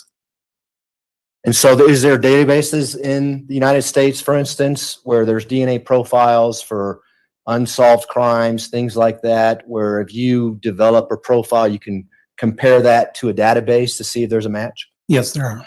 And do agencies across the country submit DNA profiles to those databases? Yes. Now, where does this DNA come from? What do people leave behind where you might be able to obtain DNA profiles from? Well, the majority of it is bodily fluids, blood, semen, saliva, tissue, and also obtain DNA from items that people have worn or handled. So epithelial cells or skin cells that are left behind, or hairs. You alluded to earlier about crime scenes. Are there particular crime scenes that might deteriorate DNA? Yes, DNA is stable in dry and cold environments. When it's out in the natural environment, DNA is degraded by the human body. Once a cell dies, it releases enzymes that breaks up the DNA. Microorganisms also break up DNA. So in hot, humid, wet, or damp environments, the DNA is degrading rapidly. I'm going to take you back to 2020, in particularly March 17th of 2020. Were you familiar with a body that was discovered underneath the Escambia Bridge there by Pensacola, Florida, around that time frame? Yes, I was. And After autopsy and in the investigation, were you asked to conduct some DNA analysis to confirm the identity of this individual who was found deceased under the bridge? Yes. Tell the jury about that. What did you do? And we'll get into your results in a second. In the first submission of evidence that I received from our medical examiner, I received buccal swabs, which are swabbings from the inside of the cheek of an individual, and a card with a couple drops of blood. I then performed the analysis that I already explained, where I took samples from each, broke up in the cells in solution, and attempted to obtain DNA profiles. The blood sample did not give me enough DNA to amplify and get a profile. And the buccal swab gave me enough DNA to attempt to develop a profile. However, the results were so low that I could not interpret the results. And what was your understanding of the condition? Did you later determine that this was Gannon-Stauch? Yes. I'm just going to use Gannon-Stauch as who we're talking about here. Did you learn about the condition of Gannon-Stauch's body as it laid underneath that bridge, February to March of 2020? Yes, I heard that it was a body in a suitcase, and based upon the condition of the initial evidence that I received, the buccal swab and blood stain, I could tell that it was a decomposing body. And was it surprising to you that you were not able to get enough DNA from the buccal swabs and the blood card from autopsy to develop a profile? No, not at all. Why is that? During decomposition, the DNA breaks down, and usually we have to go to a harder tissue such as a bone or teeth. And is it because of the deterioration that you alluded to earlier, Gannon's body being under the bridge by water in the humidity and heat of Florida? Yes, and the amount of time. And I think you just said you had to go to some bone. Tell us about what you did with the bone and why did you go to the bone? Yes, next I received a rib bone, and I took numerous samples from the rib bone at separate times. So initially I swabbed some of the tissue on the rib bone, took a cutting of the rib bone, and went through the process of trying to get DNA from those. The swabbing of the tissue resulted in not enough DNA to go any further. The cutting from the tissue, I again got a very low amount of DNA, but was not able to interpret a profile. So I went back to the bone again, broke it open and removed marrow, and went through the DNA analysis again, and again was only able to obtain information, but not enough to interpret. Went back to the bone again and actually took pieces of the bone and did a longer process. It takes several days to get a DNA profile from. And with that, I was able to get a partial profile. So a complete profile is information at all 21 of the markers we're looking at. And with this partial profile, I was able to get information at 9 markers. So the difference between the markers is the length. So the longer a marker is, the more likely it's going to be chopped up and not give us any information. And so when you were able to get these 9 markers you alluded to, this was from a rib bone, correct? Correct. Did you also have at least information that there was a tentative identification that this was Gannon-Stauch? Yes, I did. And did you also have indication that there was a DNA profile developed for Gannon-Stauch here in Colorado Springs at the Metro Crime Lab? Yes. Did you contact the Metro Crime Lab with the 9 markers of the profile that you developed from the rib bone to see whether or not there was a match with the known profile from Gannon-Stauch that we had here in Colorado Springs? Yes, I did. And what was the results of that? I received confirmation back from them that they had a match with the profile that I generated from the rib bone and a case here. And what does that mean? That means that the markers that I obtained a profile from matched a standard or a DNA profile that they had developed here in this case. Was that confirmation, at least for you, that that was the body of Gannon Stauch? Yes, if it were a case that I was working through to the end, I would have continued working to obtain a complete profile from the remains. And then I would also need to obtain whatever piece of evidence they used to get the complete profile from here in Colorado and compare those myself and then perform statistics, which would give you a likelihood ratio on how good of a match it was. And do you know whether or not anyone from Colorado Springs did exactly what you just described? I assume that they did, but I do not know. Essentially, when you made this determination that the 9 profiles from the rib bone matched the known profile for Gannon Stauch, did the El Paso County Sheriff's Office and the Metro Crime Lab here in Colorado Springs kind of take it from there and take over the investigation? Yes.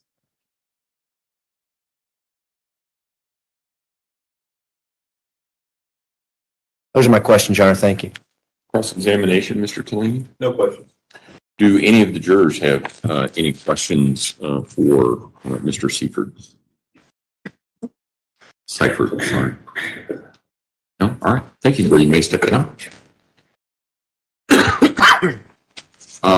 Council approach, please. It travels.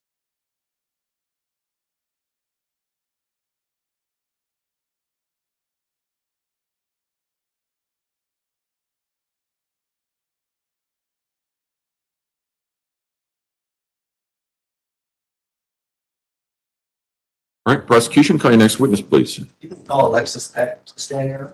Last name again? Peck? Heck. Thank you. Peck. Hack. I'm sorry. P-A-C-K.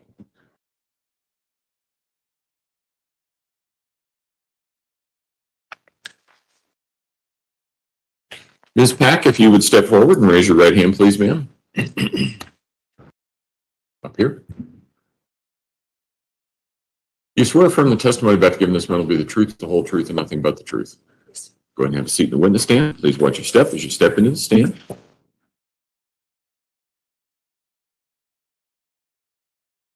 Morning. Good morning. How you doing? Good. How are you? Good. Could you introduce yourself to the jury and spell your last name for the record? Alexis Pack, P-A-C-K. And where do you live, Miss Pack? Pensacola, Florida. First time in a courtroom? Yes. Everyone's really nice in here, I promise, okay? Okay.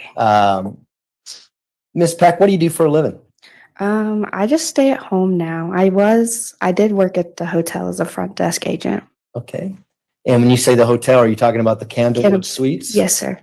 And which Candlewood Suites did you work at? The one in Pensacola on Davis Highway. And how long were you working there? I worked there for 3 years. Were you working there back on February 4th of 2020? Yes, sir. And as part of that job at the front desk, would you routinely check people in, check people out, that kind of thing? Yes, sir. And would you fill out paperwork as you did that? Yes. May I approach the witness, Your Honor? Me? I hand you what's been marked as People's Exhibit 181. And it's in a plastic folder. You can pull out that document if you like. I believe it's a 3-page document.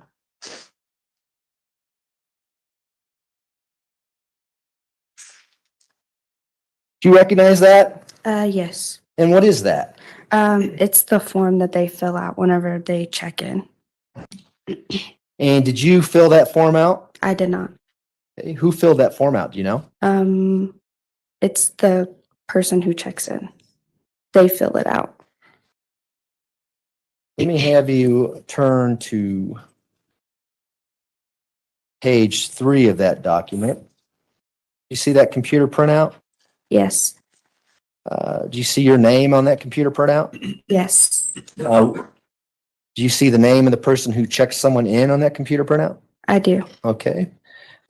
So tell us about that. Who checked this person in that's related to this document, and then who checked them out?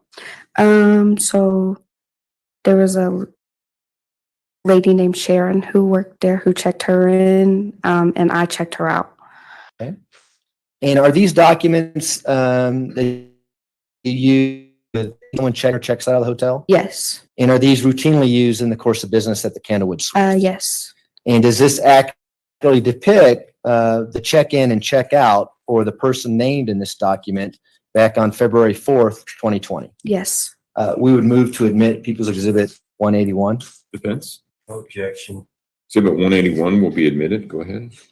And before we publish that, I'd like to show you another exhibit if I may approach, Your Honor. You may. Show you People's Exhibit 221. It's already been admitted into evidence. You recognize this overhead photo here? Yes. Hi, Nana And I Banana. don't want to be Captain Obvious here, but there's a label that says Candlewood Suites there. Mhm. Do you recognize that? Yes. Is that where the hotel is located at? Yes. And is that where you were working on February 4th, 2020 when this person checked in? So I don't think I was working when she checked in, but when she checked out. Did she check out on February 4th, 2020? So I'm not sure if she checked out with me or if the housekeeping staff told me she was gone and that's why I checked her out. We'll get to that in a second. Okay. Just for the record, I'll publish to the jury again. Oh, that's interesting. I mean, obviously you have to have a face-to-face, right? If somebody's checking you in, Okay, we can but for publish. checking out, not so much. Interesting. He did, the pink dahlia, he did, say Captain Obvious. It's kind of tough to see on the TV screens. Can we zoom in on that a little bit, please? So let's start with the top part of that exhibit, and you can look at the one, the actual exhibit in front of you, if you like. Okay. What is the name of the person who checked in back on February 4th, 2020? And yes, she is staring I daggers don't know how at to say the her last name, Okay. mama but bear. it's Letecia Stauch. Okay, you did a pretty good job with the last name. And again, I know it says there, but where is this person from, at least what they're saying when they check in? South Carolina. And they, does this information also show the method of how they paid for the room and things like that? Yes.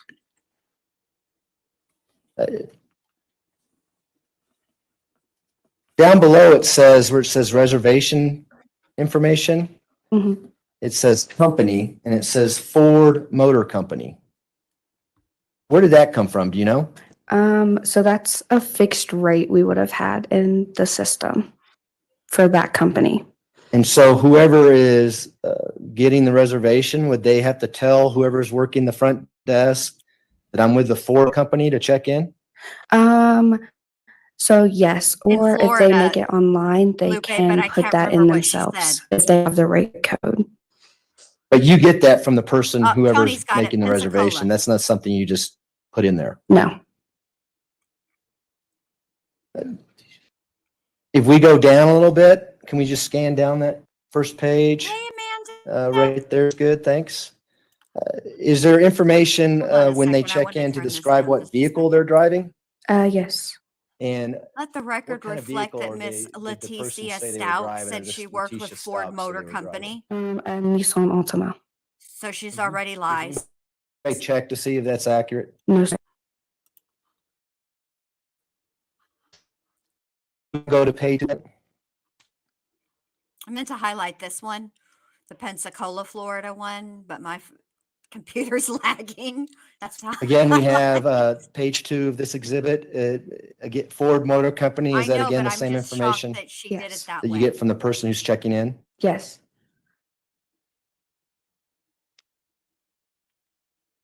I mean, I'm not, but I am. You know what I mean? Can we go back to the first page? I forgot to mention something on that. Thanks. Or just the top part. Appreciate it. You familiar with the rooms there at the hotel? Yes. What is a standard suite 1 queen non-smoking mean? It's just one queen bed. Standard room, I take Yeah. it? Okay. You can't smoke. You know, I went to law school, so that's how I come up with these great questions. Can we go to page 3 of that document now? we rotate that so Excuse we me. can? I'm asking you to do a lot. I appreciate that, Ms. Grantiano.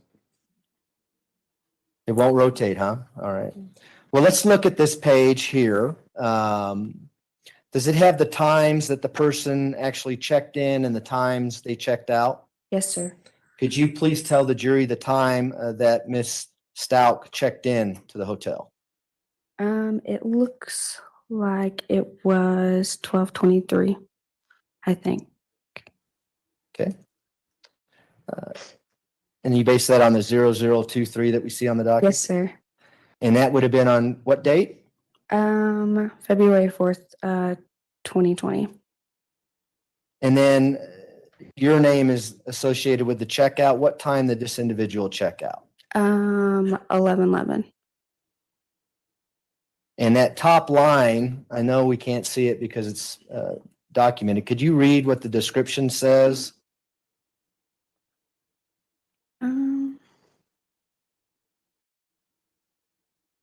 Where it says checkout. It says Stauch, Letecia. Okay, it says Stout Letecia checking out on 2/4/20, having arrived 2/3/20. Now, does that indicate when the reservation was actually made? Yes, So the actual checkout time would have been what is documented on this page. correct.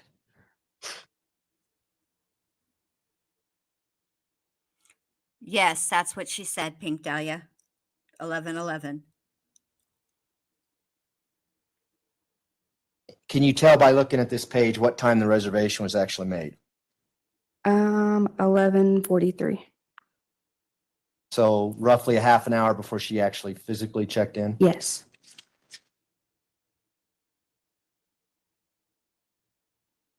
Does this document indicate to you how many guests would have been Oh, thank checked you, in Regina. on that date? Appreciate that. Welcome. No. If you go down to that back to the first page, kind of the second area on that first page, we can zoom in on that, please. Thanks.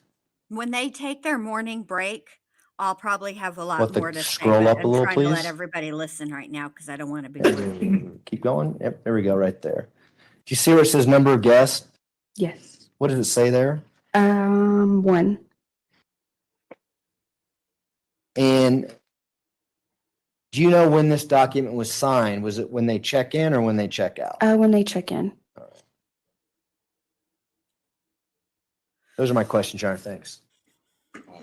Cross-examination. Thank you. Oh, they're going to Good morning, cross-examine ma'am. this Good one. morning. Okay. My name is Will Cook. I'm an attorney for the defense. I'm going to ask you a few What's up, questions, Mr. okay? Cook? Okay. So you had nothing to do with the check-in in this case. That's No. what she said. I can't remember if you actually checked out on February 4th No. or the 5th, this Letecia Stauch. No, sir. Would you be able to recognize the person that checked out or you checked out on that date? No, sir. Okay. In fact, you may not have ever even seen this person. Correct. Okay. Thank you. Redirect. No, thanks, John. Do any of the jurors have any questions for Ms. Pack? No? Great. Thank you, ma'am. You may step down. Watch your step as you step down. I don't understand why her attorneys decide to pronounce her name two different ways. All right, ladies and gentlemen, we're going to to take our morning recess until about 10:45. If I can have all of the jurors back in the jury room at 10:45, we should be able to start on time at that point. Again, don't discuss the case among yourselves. Don't discuss the case with anyone else. And with that, we'll see you back at 10:45. All rise for the jury, please. All right, so we're just going to go ahead and mute that, and let's talk about what we've heard. I find it very, very interesting, and I wondered this when I was thinking about the trial and what was going to come out and what kind of people were going to be testifying, yada yada yada. So I was like, okay, because see, a not guilty by reason of insanity again is somebody the person has acknowledged that they committed the crime. It's their sanity that they're challenging, right? They're saying under the law they were legally insane, right, at the time they committed the crime. And so I was curious whether or not the defense would cross-examine in a forensic testimony, which started with the suitcase and then with the DNA. And they didn't with the DNA. I thought that was interesting. And I will say this too. I was about to point this out, that she, first of all, so she checks into she reserves a room at this hotel in Pensacola to, stay at, right? But she reserves it as if she's the an employee with the Ford Motor Company, which I thought was odd, which makes you wonder because either they had to do that for her at check-in physically at the desk, or she did it online. And I couldn't, maybe you guys could clarify that for me because it wasn't clear to me which one she actually did. But what I can tell you is that February 4th would be an unusual time to kick it in Pensacola. Like, that's not their busy season. People go there obviously all year round. It's a vacation destination, right? It's Florida. But the busy time, maybe Pensacola is different. I just know around here, which is, I'm by Clearwater Beach and all that. So here the busy time is at the beginning of March, because at the beginning of March is when all the spring breakers are coming and the snowbirds leave at the end of February. So I think it's interesting that she lied. She said one, Mama Bear, one guest. I'm just very curious, though, about that code. I'm curious if the person who checked her in gave her a code, helped her out. Do you know what I mean? Or somebody. Oh, here comes Tony. See?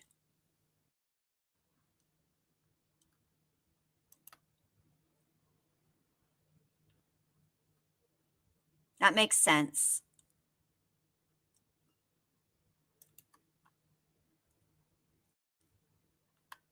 Yeah, it was just her and Harley.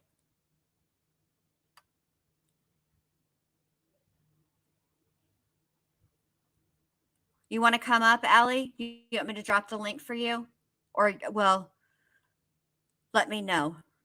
And that's another good point, too. It's just that I've never thought about that. Like, whenever I've made a reservation for a hotel, I'll go through, like Travelocity or whatever, those sites, and they'll usually have some kind of code for you or whatever. Like, I've never gone like independently, and tried to find like extra codes or anything like that. I just find it interesting, I guess, because before she had done this, she pulled money out of the joint account. She pulled out over $1,500 at one point, and then there was another before that. She pulled out money too.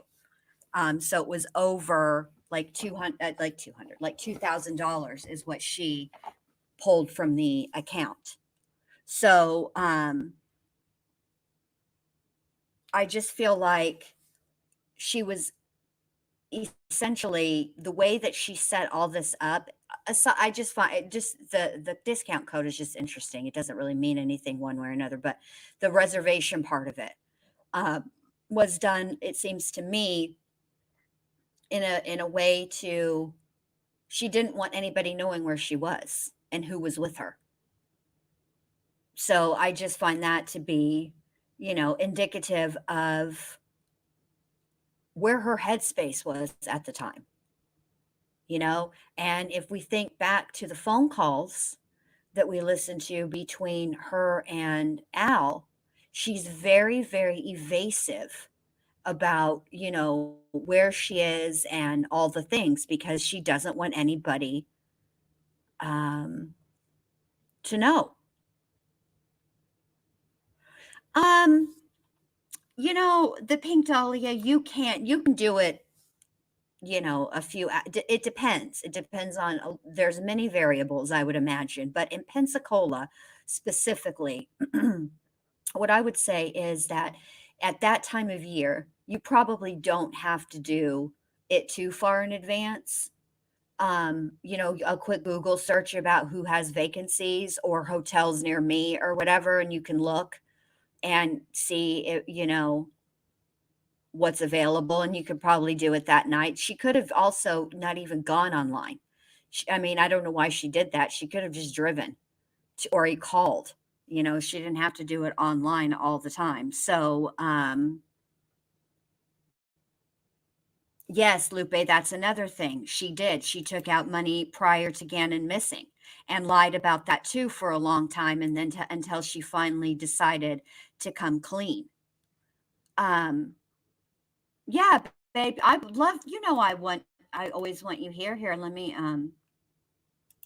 put it in the chat for you. Of course, I want you to come up here.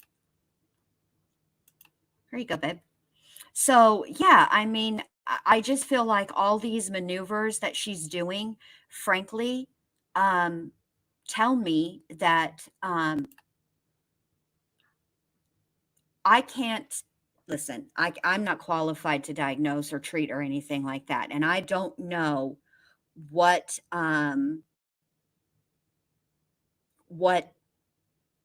criteria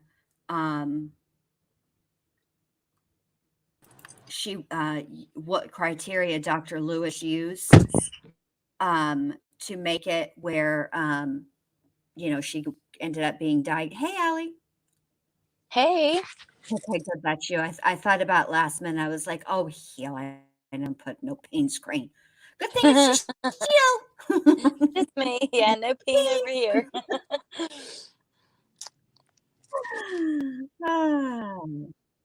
Who do you think I will was be curious next, about Jen? that case too. Ooh, okay. So they seem to be dealing with Florida. That's how they ended yesterday, right? With the guys that found the suitcase to begin with. And now they're Yep. starting. So if I had to guess, the autopsy was performed in Florida. So if I had to guess, that's probably who's going to be next. Oh my, you're Don't probably you right. think? Oh, yep, I think you're right. Medical examiner. Mm-hmm. Yep. I think that would be the person who's next, because they called the crime scene investigator who also attended the autopsy, but also examined the suitcase. They called the DNA expert. Then they called the clerk from the hotel because they got to establish that Letecia was in the Floridas at the time. And I think now they're going to, or they may, how, I'm trying to remember back how they tracked her to that bridge. Wasn't it the rental car had the GPSs on it? So okay, the rental car did have GPS, and there was a lot of talk about that because she went a very far amount of miles considering, but she didn't drive, I think, that rental to the bridge. I don't think they even tracked her there. I think just that guy stumbled across Gannon. But I do remember, I'm a little fuzzy on it, but I do remember she had been talking on social media about going to the Daytona 500. So she had put it out. Okay. Mm-hmm. Okay. Okay. Because I was curious about that, because it would seem like if they tracked her through GPS and whatnot, then they wouldn't, that must be why the hotel clerk was called, because the clerk needed to put her in Florida because they don't have anything other than her own admission. And here's the deal. It's tricky with people's own admissions, right? Especially if you're dealing with somebody like Dr. B calls her teabag. Letecia Stauch. I couldn't remember how they did it. It's been a long, I watched and watched and watched this case in the beginning, right, when it first happened. And then, my memory Mine degrades too. as the older I get. And I'm like, ugh, I need to.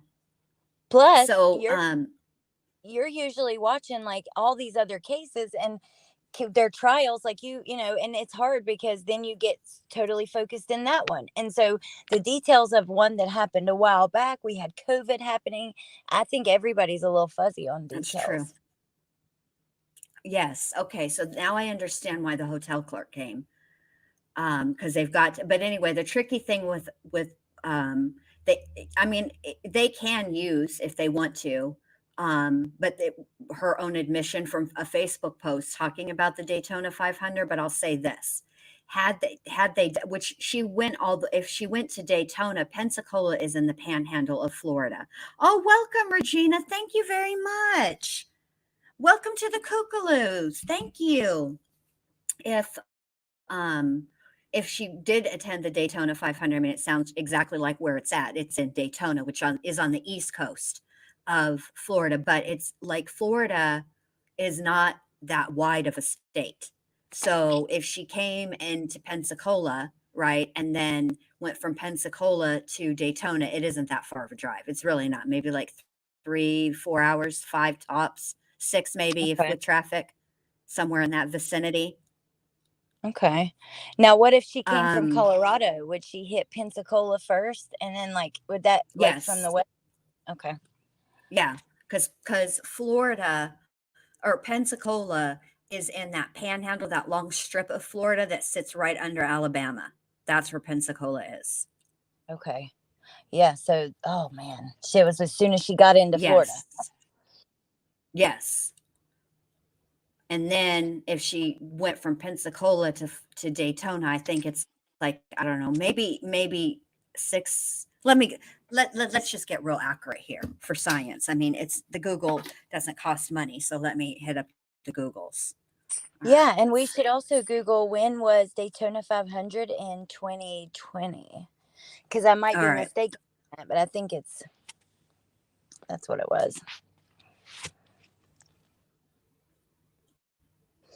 Evil hussy, Amanda. She is an evil hussy.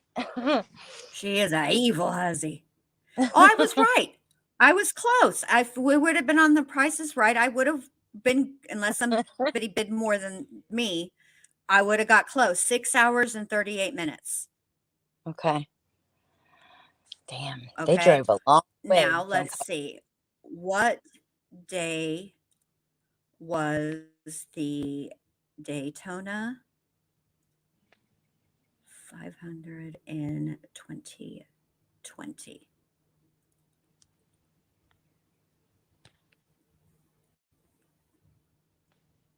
All right. It was on Sunday, February 16th at 2:30 p.m. Okay.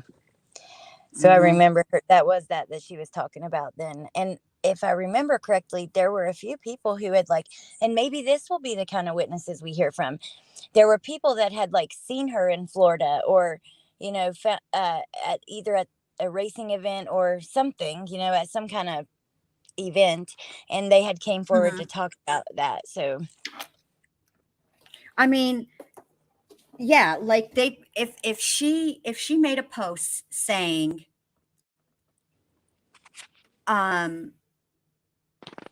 if she made a post saying that she was at the Daytona 500, right?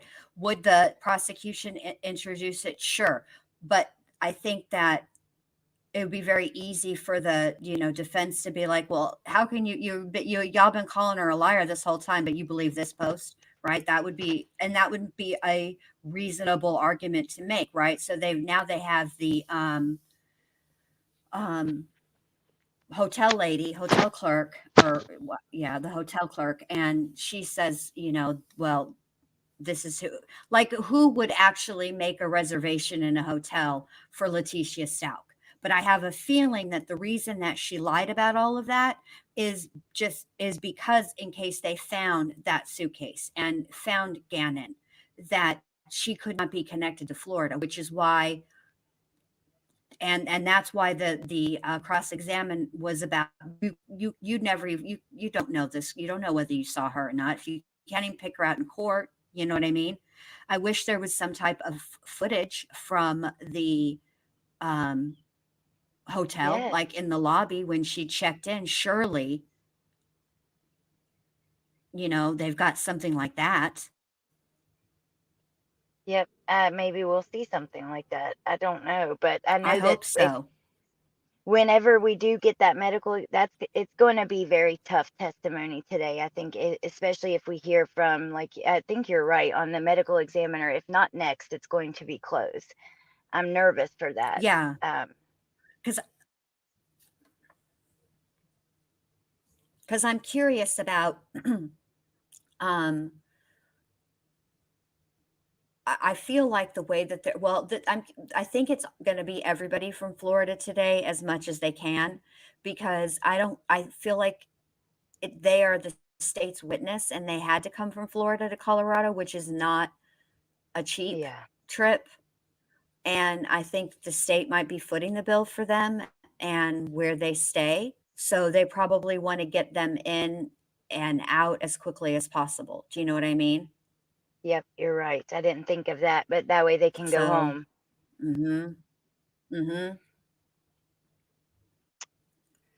Mm-mm-mm. Well, I'm curious about that too, Amanda, because we were talking about this earlier, Allie and I were before the trial started, that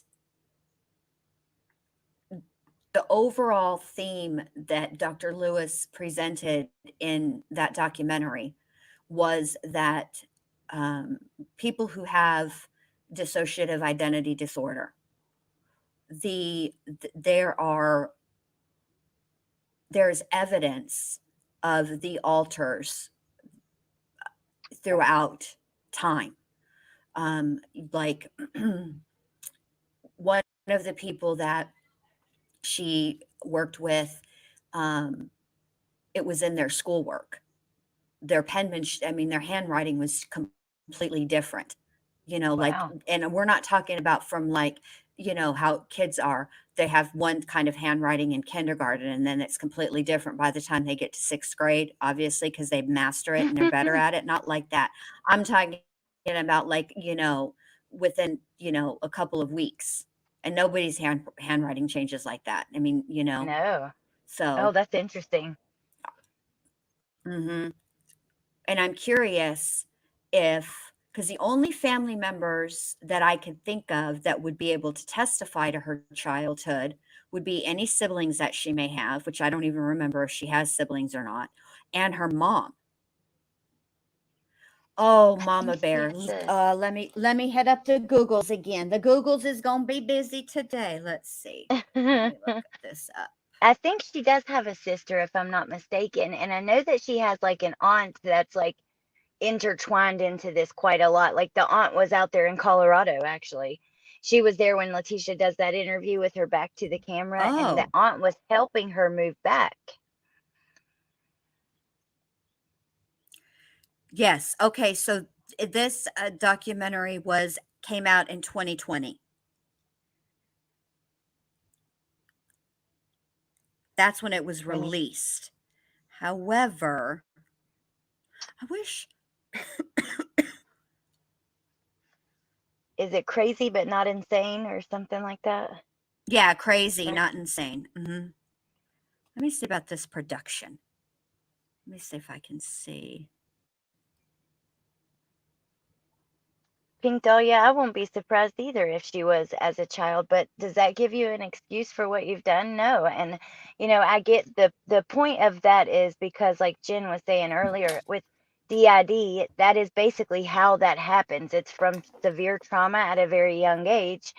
So I guess they'll say, at a young age she had this severe trauma. And, Right. and that And that's when, and in order to be able to deal with the trauma that she suffered, her personality split, and it's absolutely not an excuse. And I will say this, for Dorothy, for Dr. Lewis's part, what she has said is, and she said this repeatedly, is that she recognizes that people who commit crimes like this of taking another person's life or multiple people's lives, right? They deserve to be punished. And that's not what she's trying to help them avoid. She's not trying to help them avoid punishment. Her main area of of what she was called in for was to be during the sentencing phase, particularly in cases where death row was an option, because it is unconstitutional in the United States. There are certain mental health issues that it makes it where it's unconstitutional for you to be executed. And so Oh, they would bring her in as as an expert to evaluate these people. And what they were trying to do is not keep them from being punished. They were trying to keep them off of death row. That's okay. very different, though, than what is occurring with Stauch over here. With Stauch, what what her team is trying to do is keep her out of prison and put into a mental hospital. And Hmm. it's not going to be like a posh mental hospital. Okay. She's not going to be, um, having spa days and facials and meditate, those things. It won't be like that. It'll be a state run facility. Um, but in my opinion, I will say this. I think that that Letecia Stauch does not have a snowball's chance in hell for this jury, or any other jury for that matter, to find her not guilty by reason of insanity.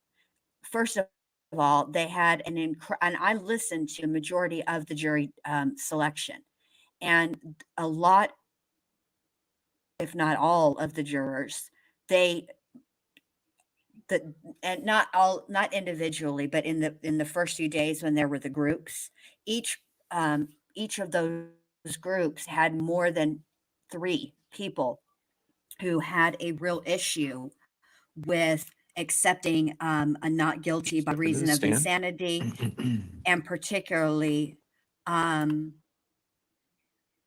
Good morning, sir. Good morning. Will you please introduce yourself to the jury and spell your name for the record? DID.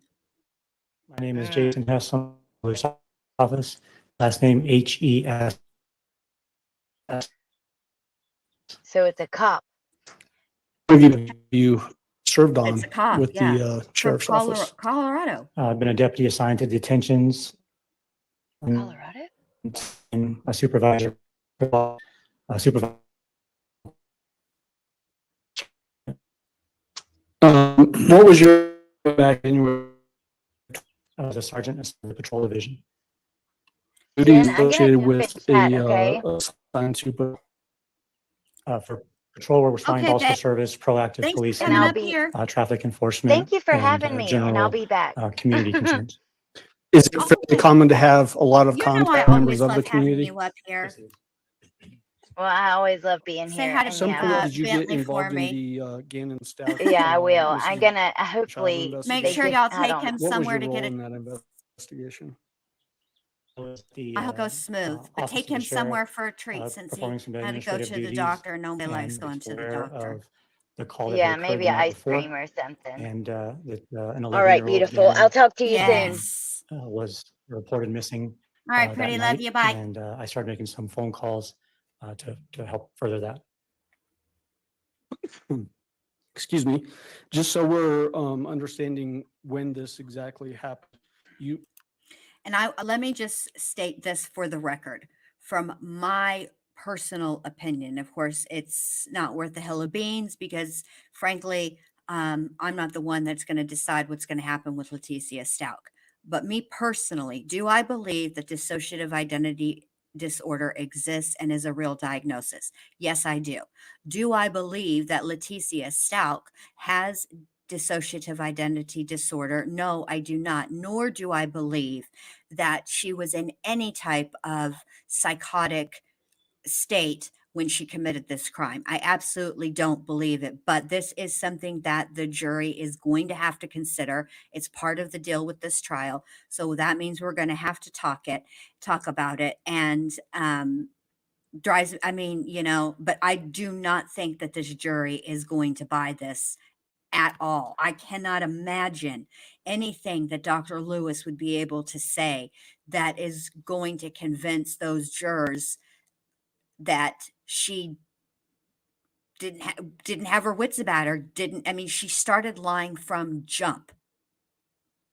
Poorly, bad lies, nonsensical lies, but lies nonetheless. Okay, here we go. You referenced the night before. Let me turn this up so January you 8th. guys can hear.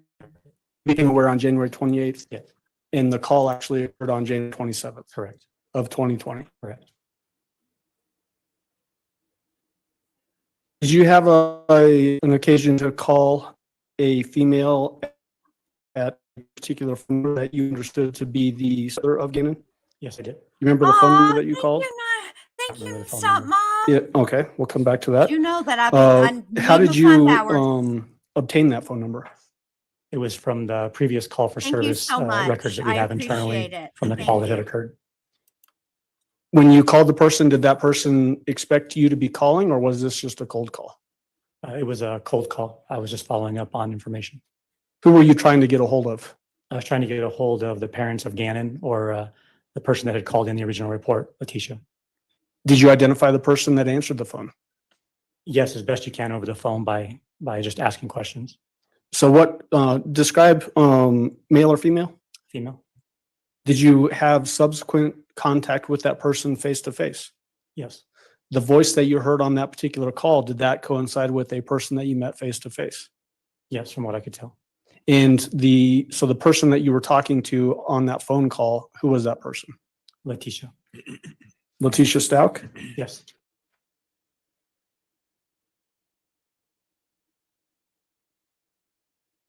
What did you want to gather from Letecia Stauch at that particular time? The truth? Oh, The wait. first No. thing I wanted to know is had Gannon returned home? And if Mm. he had not, had she learned any information or got any other information as to where he might be? What information did Letecia Stauch give you during that phone call? Nothing but That lies. he had not returned home and she had no further information. Did she also make reference to the fact that deputies had searched the home the night before? Yes, one of the procedures that we do is to conduct a search, and I wanted to make sure that had occurred. So I asked her if deputies had searched the home, and she said that they had. Did you get from her permission to put Gannon out in the media? Yes, I did. Guys, I have to just interrupt really, really quick, okay? Because this is important. And this came from Criminality, a very trusted source and a friend to the channel. But I just saw this and I wanted to tell you guys. Search for Harmony Montgomery. Authorities are searching today. Authorities from both New Hampshire and Massachusetts have been working in Revere as part of the investigation into the unaliving of Harmony Montgomery. The search in Revere began around 9 a.m. with a focus on the wetlands along Route 107. He added that the search had been, quote, prompted by information developed by investigators. So there you go. That's a sad thing, but she deserves a proper burial. So I just wanted to interrupt with that real quick. Plus, obviously, I have to pause for commentary. So there you go. Okay. Did she give you a photo or did you already have one? Oh, I do let not me recall if change I asked her this to banner. out to media and social media resources to get his photograph out there and available. And that a photo of Gannon was pushed out? Pretty quickly that occurred.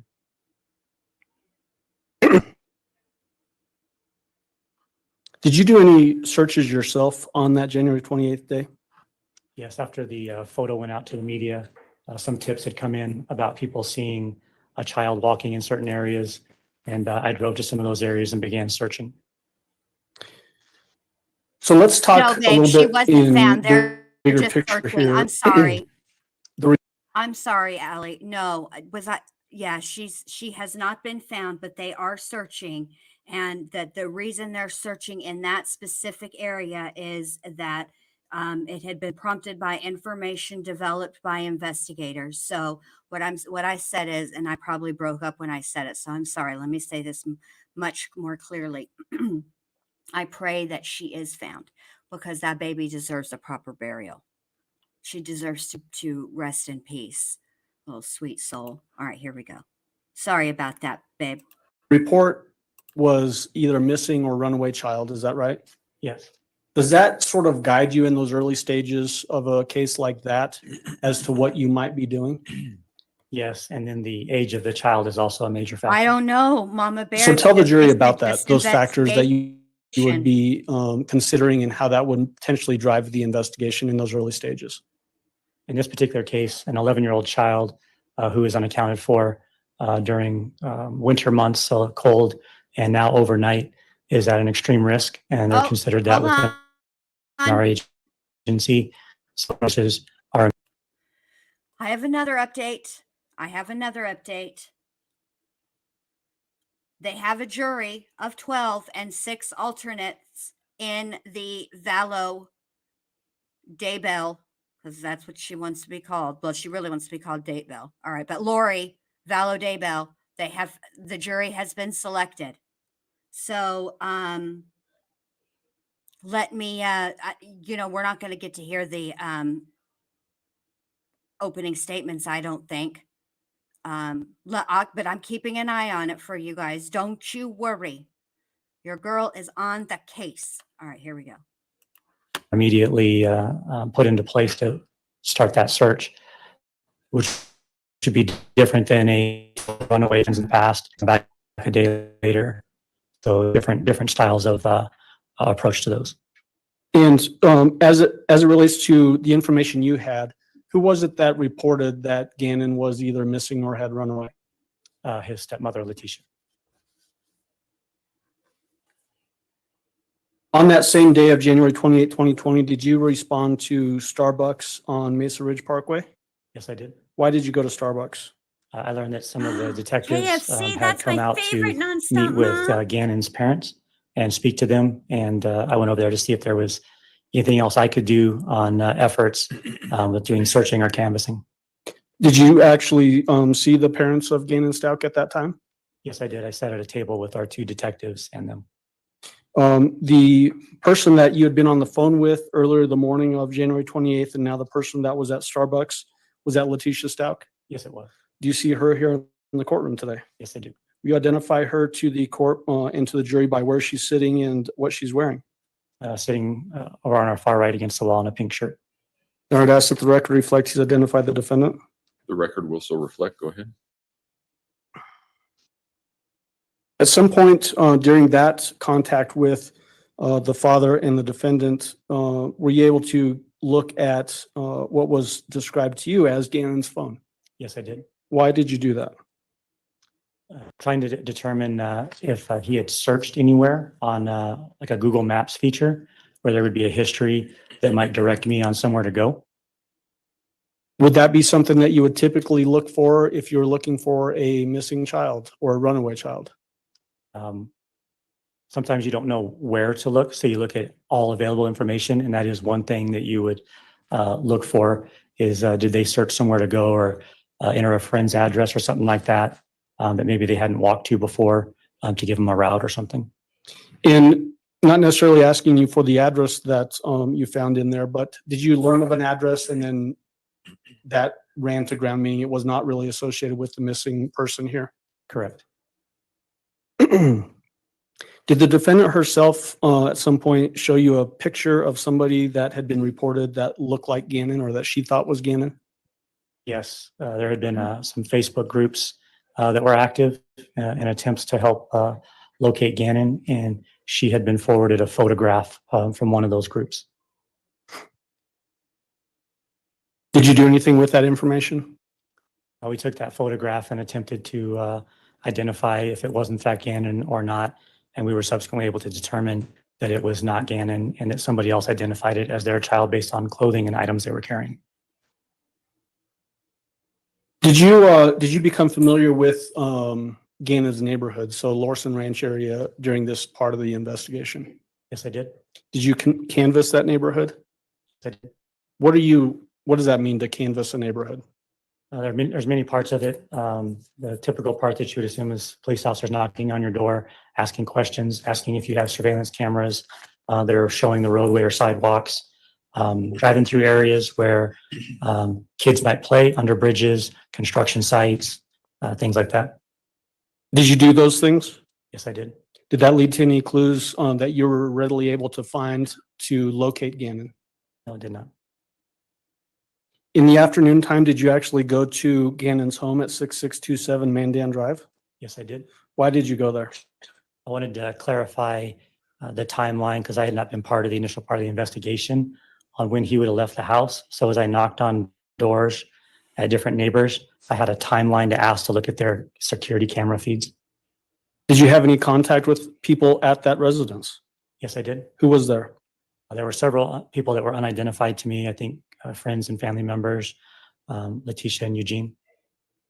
So the defendant and Gannon's father? Yes, and their daughter. Did you try to verify a time from the defendant that would be of note for the investigation? Yes. What did she tell you? Oh, no, Between Allie. 2:15 and 4-ish approximately when he would have left the house. Did she describe in that statement to you what she was doing when she reports that Gannon left Well, the house? while you're getting his Between antibiotics, her and get her him daughter a during the conversation, probiotic it came 'cause up they're that gonna a put him on candle had been probably knocked strong over and there was a burn antibiotics, mark on and the you know carpet. that'd be messing with the tum-tum. She had been taking care of that when Gannon left. Trying to fix that burn area? Yes. Did she describe in any detail anything about that candle or burn incident to you? Not specifically, no. Okay. Did you ask the defendant what friend's house Gannon may have been heading towards? Yes, I did. What did she tell you? She didn't know.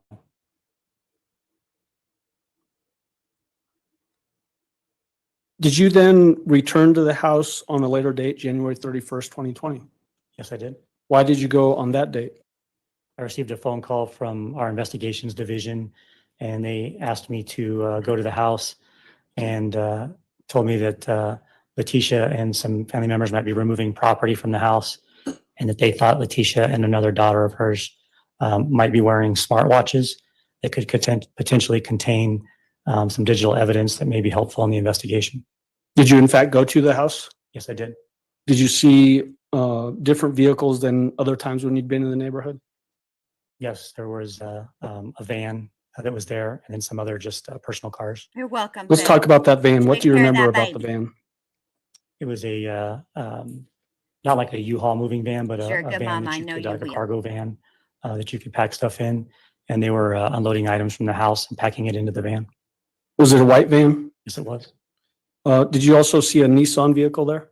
Yes, I did. I believe it was silver, if I recall correctly. I'm sorry, say that last I part. believe it was silver, if I recall correctly. Okay. Do you remember, was it a Nissan Altima? Sounds correct, yes. How many people did you see there that were helping the defendant move things out of the house into the van as you described it? There were probably 4 or so directly, but there were also other people present. So what each person's role was, I don't know exactly, but I know there were a couple at the van helping load stuff. I believe an aunt that was there as well as her mother. So let's talk about the aunt. Was that person Brenda Awkward? I saw that in the chat, and it believe was so, yes. funny to me the way And that spelling on the that, hugs do you remember it came off out. the top of your the head? timing. Does guys are so ACQUARD sound correct? Sounds correct. What vehicle was Brenda Awkward associated with? Nissan, I believe. Was she in fact the driver of that vehicle? I believe Here's so, the yes. Aunt Allie. Did you talk to her at all? And I'm not asking you for statements, but did you talk to her? It would have been briefly, yes. Okay. Other people that you identified that were associated with the defendant and potentially helping her load things into the van? Can you tell us those names? I do not recall everybody's name, but I remember Harley was there, her mother was there, her aunt. I think there was another male that was there assisting as well, Harley, who was that in relation to the defendant? daughter. Okay. And then mother, is that Deborah? Yes, And then you said a male. Would that be Dakota Lowry? I believe so, yes. Do you know his relation to the defendant? Not specifically, I thought he was a son, but I wasn't exactly sure. Okay.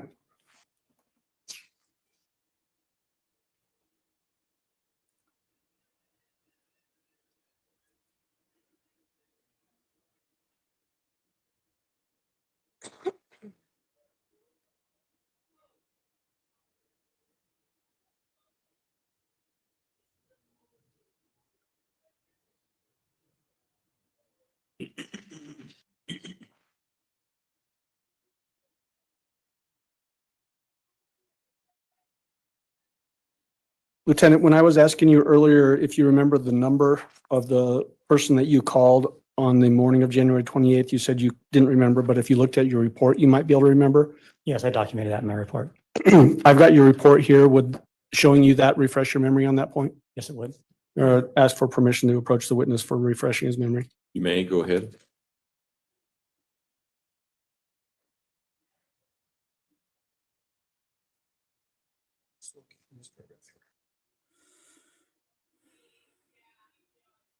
Yes, Does that refresh your memory? yes, it does. What number was that?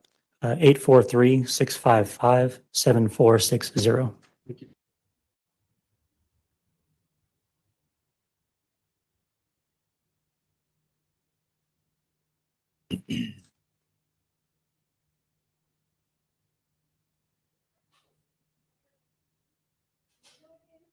I want to get into more detail about the statement that you got from the defendant when you went to the house after that phone call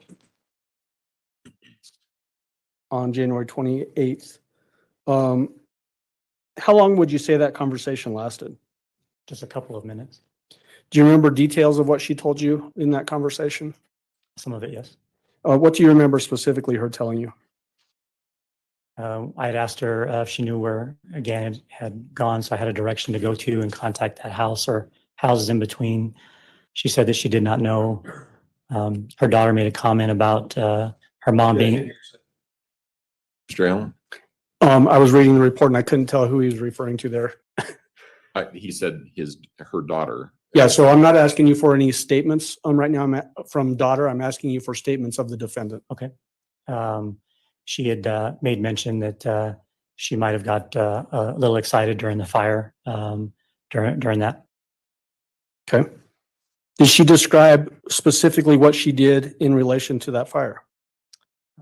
I recall her saying she tried to put it out with a blanket, and originally the blanket caused it to get slightly bigger, and then she was able to put it out. So basically, was she describing that she was trying to smother the fire? Yes.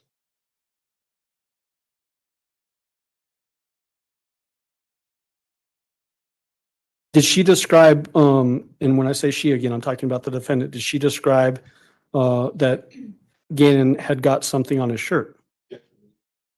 Overruled. Go ahead and answer. Yes. What did she say about that? It was pretty vague. It was just he had something on the front of his shirt that had gotten on there during the fire incident.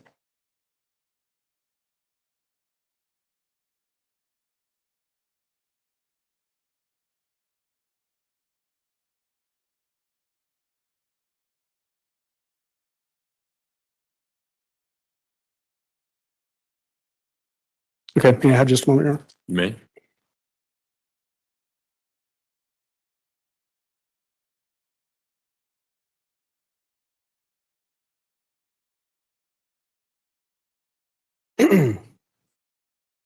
Was there a younger daughter there as well? Yes. Did you ever get that daughter's name? I did not. Would you say rough age? Approximately 8. Did she at some point point to you direction of which direction Gannon may have walked to? Yes, she did. And which direction was she generally pointing? She pointed east from the house, referring to a friend of Gannon's that lived a few houses down. Okay. I want to get into some other information as it relates to your experience and then what you learned in this case. Have you responded out to other calls where a kid in this rough age range is missing or had run away? Yes, I have. How many types of those calls have you gone out to, would you say? It'd be hard to put a number on it, but over my lot from excess 30 runaway or missing persons style calls. When you go out to those types of calls, have you had opportunities to observe people's emotional reactions to that sort of an event? Yes, I have. Is it fair to say that the emotional reactions can vary? Yes, it is. Based on your contact with this defendant in this case, did her reactions and that she was in with you, was it consistent with other times that you've gone out on these types of calls or different?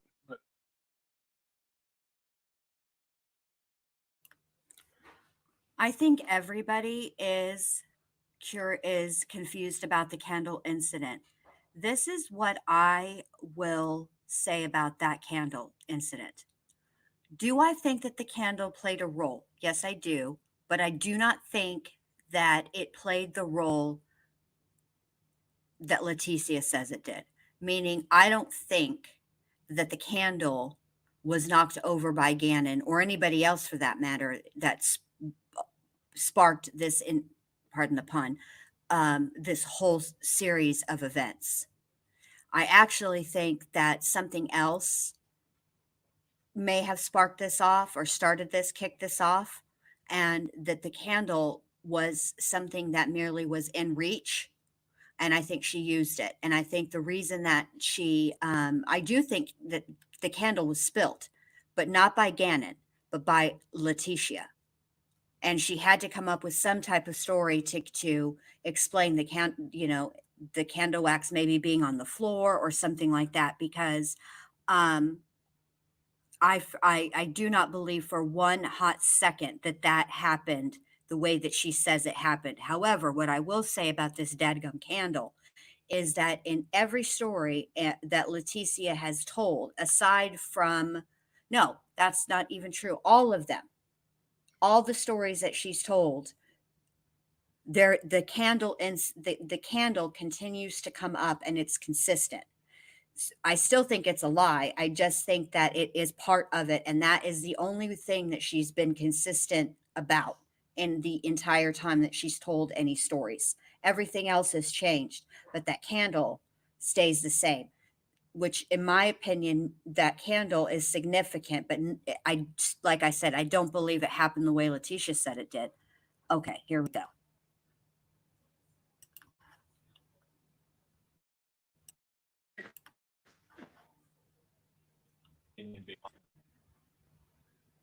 Rule, I don't think the is asking for an expert opinion. I think he's asking for an opinion based on his prior encounters with other individuals.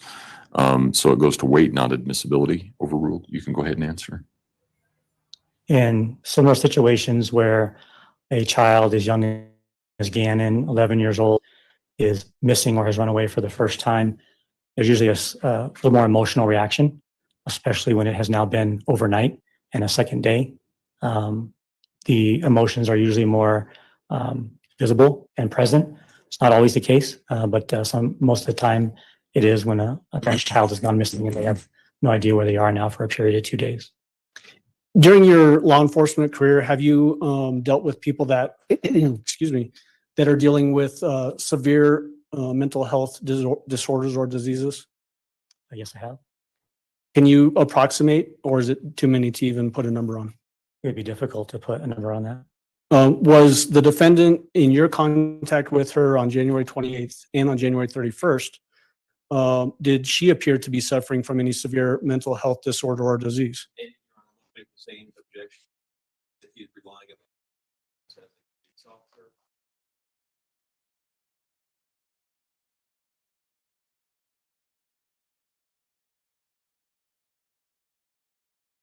Overruled. You can go answer. ahead and answer. It did not appear. No. Did she, talking with her, asking her questions, would her answers logically follow the questions? Yes. Did she appear to understand, I guess, what you were asking about? Yes.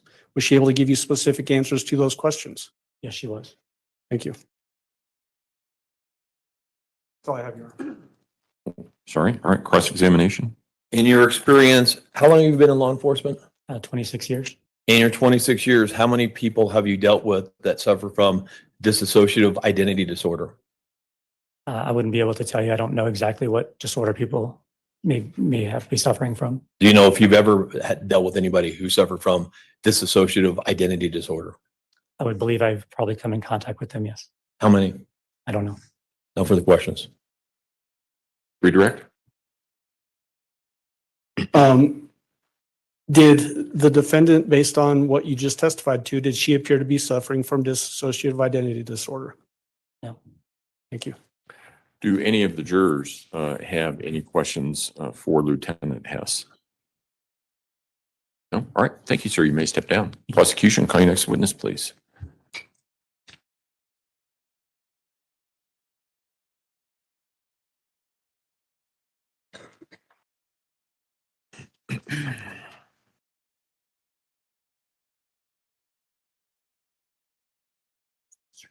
Next witness is? Yes, Your Honor, Leslie Hicks. Thank you.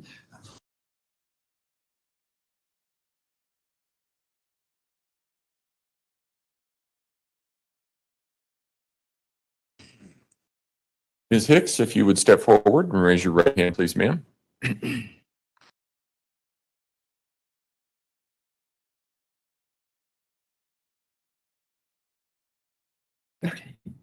Start out there first. Raise your right hand. You swear or affirm the testimony about to give in this matter will be the truth, the whole truth, and nothing but the truth. Go ahead and have a seat in the witness stand. Please watch your step as you step into the stand.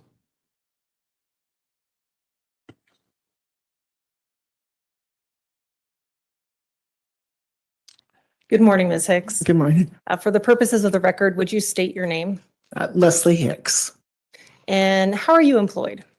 I'm employed at Academy School District 20 as an assistant principal.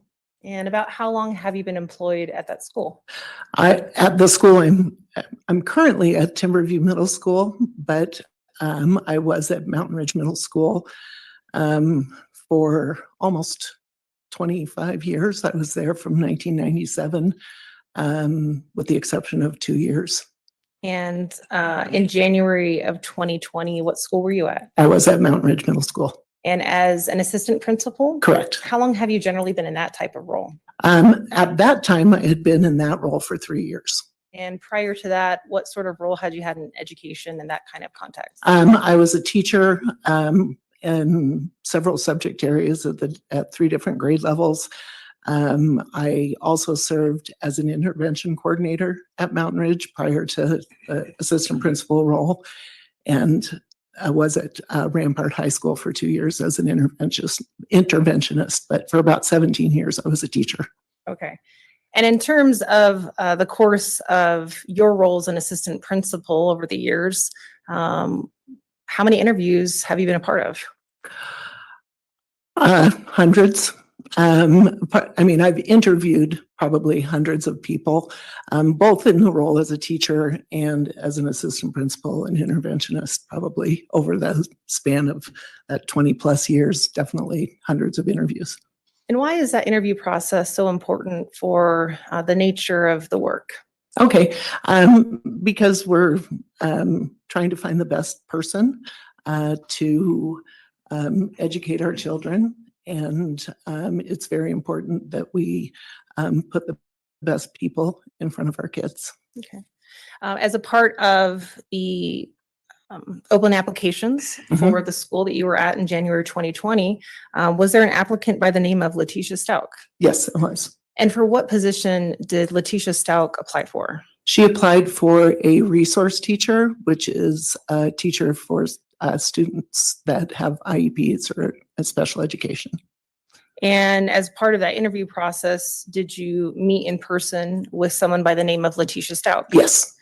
And do you see that same person here today in court? Yes, I do. Can you identify them where they are seated in the courtroom? Yes, over here. Okay, and that is your right side? That is my right side in the purple shirt. In the purple shirt. Your Honor, may the record reflect that Ms. Hicks has identified the defendant? The record will still reflect. Go ahead. Okay. Now, Ms. Hicks, you explained that it's a resource teacher Mhm. position. What are the roles and responsibilities of that position? Okay, the role of the teacher in that position is to serve as a case manager for our students with learning disabilities. And that person would teach some classes to help meet the needs of those kids. And in our school, that person also worked as a co-teacher in classes with the general ed teacher and would work in partnership with that person. And for that particular position, as it relates to working with this particular set of children, would that person also be responsible for making sure that students follow rules? Yeah, I think every teacher at school is responsible for classroom management, and that's part of the role of a teacher, is making sure that kids are performing the way they need to perform, both behaviorally and academically. And as part of the onboarding process for employees, are they also given particular guidance about how to report violations from students, that sort of thing? Yeah, within the school, yes. And that would be something as far as, how we manage that in our own buildings. Okay. And as part of the interviewing process, what forms of communication did you have with the defendant? We interviewed in person. She came into the school and we have a set of questions. We had an interview team. There were 3 of us on the interview team. And we asked her a series of questions that had to do with the topics that you were speaking of, both, how do you manage students academically and provide for them, as well as classroom management and behavior. So in addition to meeting with someone in person for that interview panel, are communications also done through other forms? What other means? After the interview or during the After or interview? before, at any point with an applicant? Before, it would be, actually probably the secretary probably contacted her to set up a time for an interview. And then after the interview, if the candidate is chosen, then I would reach out and I would be checking references and then reaching out ultimately to decide whether we want to move forward with a hire or not. Your Honor, permission to approach the witness with what has been marked as People's Exhibit 207 previously shown to the defense. You may go ahead. Ms. Hicks, I'm going to ask you to look at People's Exhibit 207. Take a moment to familiarize yourself with that first page. And I'll ask you to look through the messages that follow and familiarize yourself with those. I did leave my glasses in my purse. Could I get those? I Yes. apologize. If that would help you. Yes, it would help. Your Honor, permission to approach. You may. I apologize. It's all good. Thank you. I'm sorry that my face is like somewhat close to her face and almost, and sometimes when she moves, blocking her face. But this is the only way that I can have it on full screen. And Ms. Hicks, I'll actually stop you there on that first, not cover that up first law page and of crime or messages. Letecia. I can try to Do figure you it out later recognize or the telephone tomorrow. numbers that appear Or on that it's page? Monday, I Yes, mean. I do. Which one is your telephone number? Do you My recognize- number is 719-400-8405. Okay. Ms. Hicks? Yes. This is sort of an unfamiliar experience for a lot of people. Yes. The lady to your right is taking down everything we say as we say it. So it's important to remember, let the attorney finish the question all the way before you give an answer, and she'll let you finish your answer. It's common in ordinary conversations that we talk over each other, but it makes the court reporter's job really, really hard if you do that in the courtroom. Gotcha. Okay? Okay, thank you. You bet. So you recognize telephone number that's associated that you use. Okay, to answer the pink dahlia. I suspect that he was wounded by that point. However, I believe that she actually called him into school before that whole well, I guess, right, what Alex is saying, that he was wounded the night before. And I will say that, although I I could not make out the shadows. That doesn't mean anything though, you guys. It's just I have bad eyesight, and even with glasses, sometimes stuff like that is, hard for me. Old eyes. Anyway, um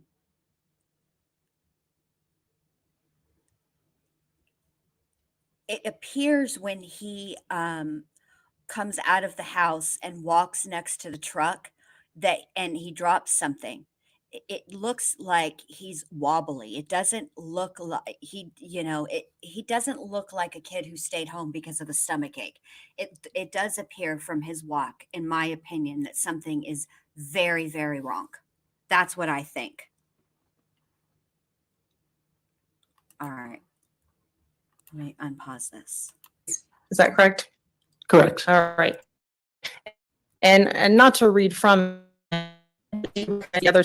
Yes. Okay. How generally do you recognize that telephone number? Always, Parker, always. It's been a while since I've looked at this, but I remember the code, and the number does look familiar to me.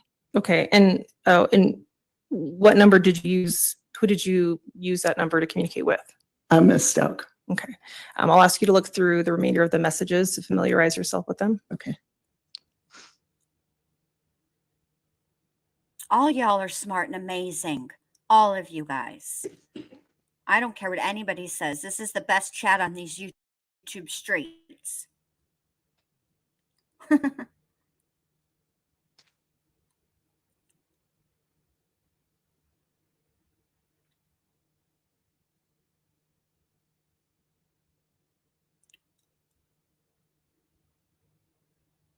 Oh, she's giving us Samara. Thanks, Letecia.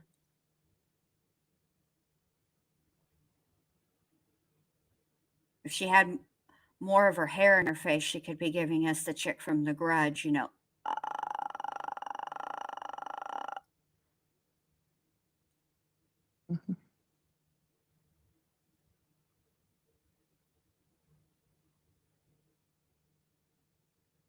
And you'll have an opportunity to read them. Okay. But I just generally, as you flip through the pages, if you can make sure that they represent a text message exchange that you're familiar with. Mhm. Okay. Okay. And are they? Yes. And are they a fair and accurate depiction of the message exchange you had between yourself and the phone number that you know to be associated with Letecia Stauch? Yes. All right. Your Honor, at this time we would move for the admission of People's Exhibit 207. Defense, Exhibit 207 will be admitted. Go ahead. Okay. And Your Honor, permission to publish. You may. Oh, I need to move this then. Ms. Hicks, messages are going to be displayed behind you. Okay. If it's we can easy touch for those. you to stand next to that, you can do that.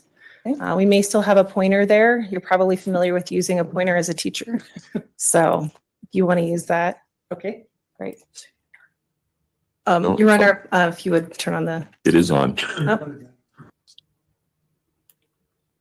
There we go.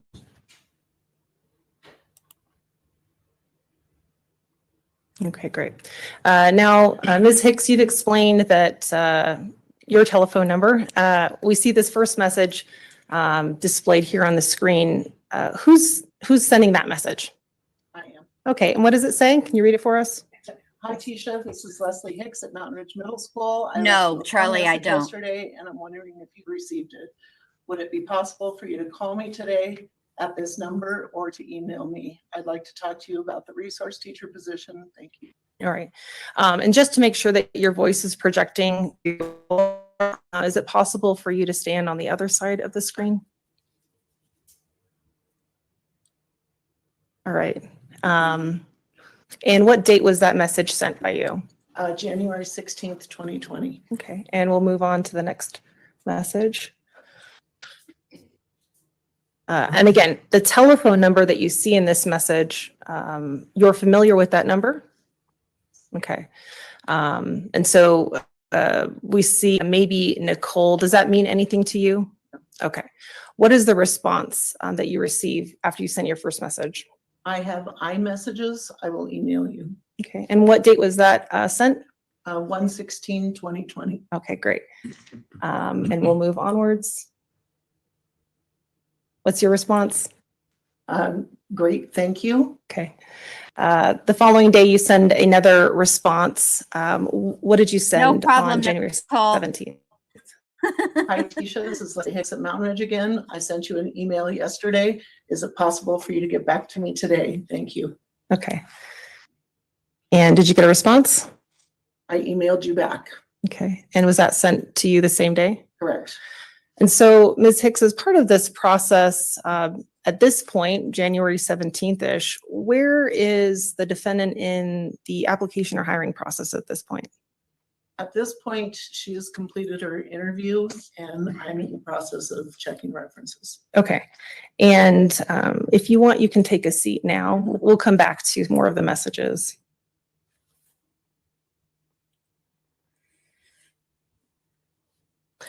So as part of that application process, you referenced obtaining references. Is that right? Correct. Was the defendant able to provide you with some references? Yes, on her application, she had references, and I was having trouble getting a hold of some of the references. And so, I asked her for additional ones. Okay. Do you remember a particular reference by the name of Connie Huddle? Yes. Do you remember the first telephone number that was provided to you for Connie Huddle? I remember that it was an area code from South Carolina. Okay. It was, Excuse me, you guys. And that's fine. Okay. Fair to say it's been a while since you've seen that? Yes, it has. Okay. And do you recall giving a statement to Detective Marissa Williams on January 31st of 2020? Yes, Do you recall giving those specific telephone number to the detective that day? I do. And would seeing your statement refresh your recollection as to that specific telephone number? Yes, it would. I'm not sure the Pink Dahlia. I think Satan Your Honor, permission to approach? You may, go ahead. likes solo missions. I think he's solo. I think he flies solo. All right, Ms. Hicks, as far as the first I telephone also number that think was the provided mummy to had you by the had a wife, defendant too. here, does that refresh your recollection? Yes, Okay. What was the first telephone number the defendant provided to you for a contact named Connie Huddle? it was 843-504-6724. And what happened when you tried to contact that telephone number? I have a caller ID on my telephone and the name Eugene Stauch came up. That name? Other than the last name, I was not familiar with the name at the time. No. Okay. And I will take a step back. The first telephone number that you called, was there more than one number that you were provided for Connie Huddle? I don't remember. Okay. And again, Your Honor, permission to approach? You may. I'm sure it is. And 5, 6, 7, 8, but Ms. Hicks, you know, talking to the day off- Detective the day off Williams from and providing school. her with a very specific first telephone number? obviously, Yes. of course. And would reviewing that statement refresh your recollection as to the first telephone number? Yes.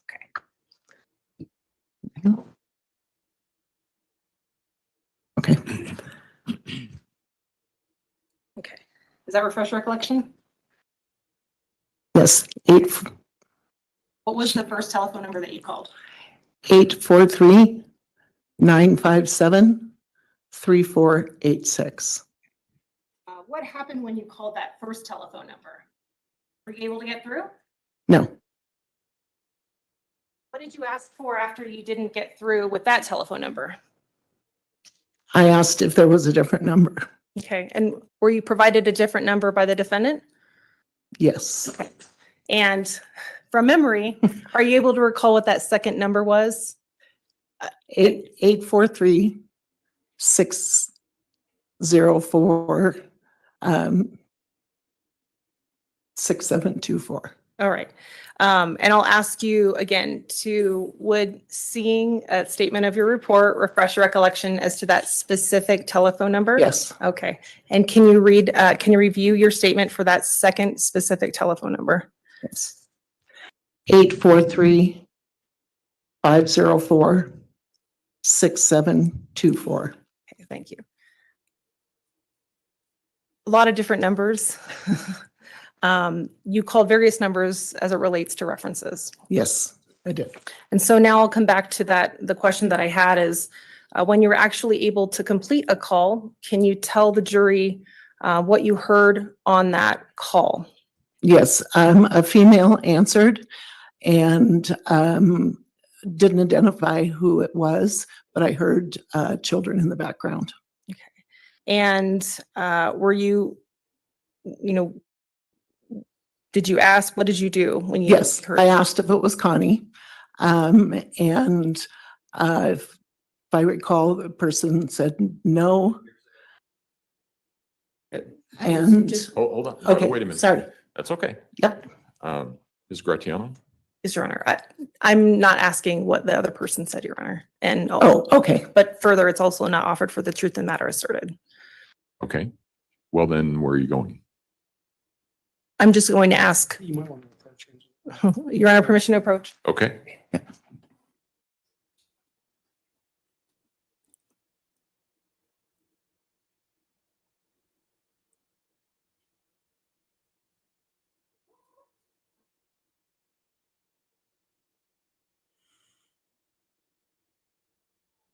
Oh, wow, Tony. So where I am in the Floridas, the kids get Good Friday off if either no hurricane days are used or the number of hurricane days allotted was not exceeded. They get it off.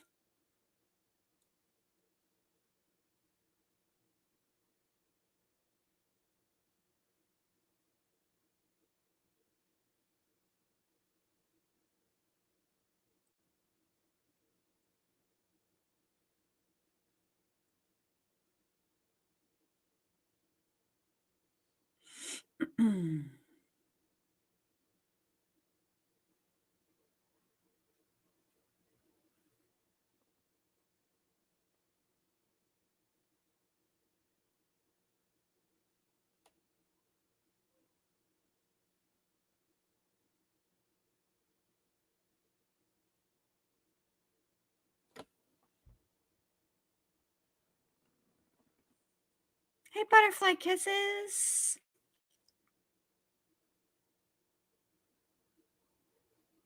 Yeah, it depends. Now, when the kids were growing up in Texas, we had Good Friday off if none of the inclement weather days were used or if the inclement weather days were not exceeded.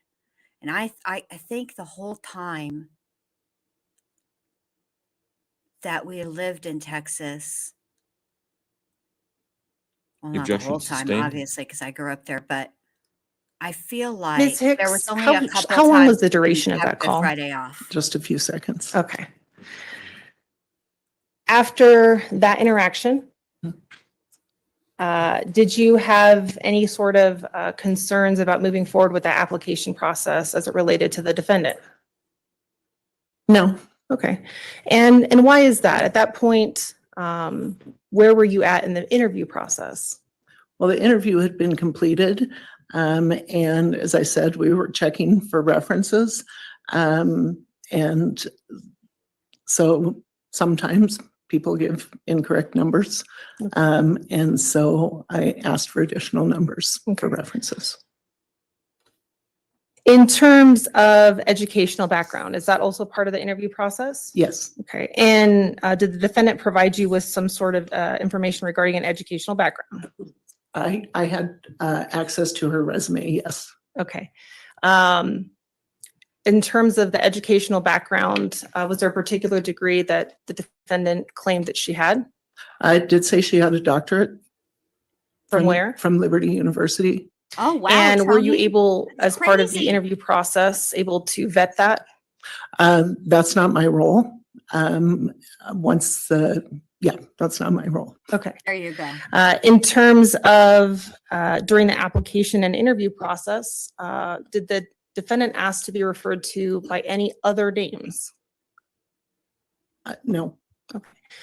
What about any other educational references, either through speaking with her or through emails, text messages, any other way that she wanted to be referred to as? She did sign her emails, Dr. Stauch. Okay. Dr. Stauch.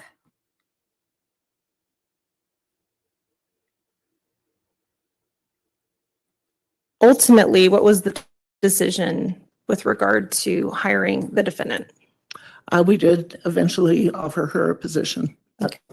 And is that a decision that you make? In the interview process, there are 3 of us that decided that we would like to move forward. And then I do the reference checks, and then I that information to my principal, and we decided to move forward. Okay. Yes. And so based on that decision, No. when would have been the first time that she made contact with either Yeah, you 5, 6, or the 7, school 8. at that point? Well, at that point, it's a recommendation for hire goes to our district human resources department, and the rest of the process goes through them. And then once they are have gone through their process, she's recommended to come over to the school. Okay. And for that, was she recommended to come to the school? Yes. And do you recall a rough approximation of when that would have happened? Yes, the 22nd of January. Of 2020? Yes. If we can So- project people's 207 again, Your Honor.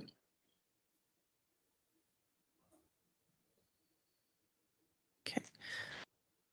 Thank you, Ms. Hicks.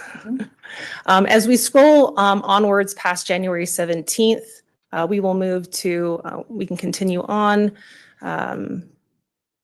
And we'll move to, looks like January 20th. There's a message that is sent by the defendant's telephone number. What is that message? What time do I be there tomorrow? Okay, and what date is that sent? That is 1/21. Okay. And the subsequent message after that, what else does that message, that phone number say to you? And do I need to bring anything specific? I just hung up with the district and they said to be there Mama tomorrow. Bear, I Great. think that. And what was your response?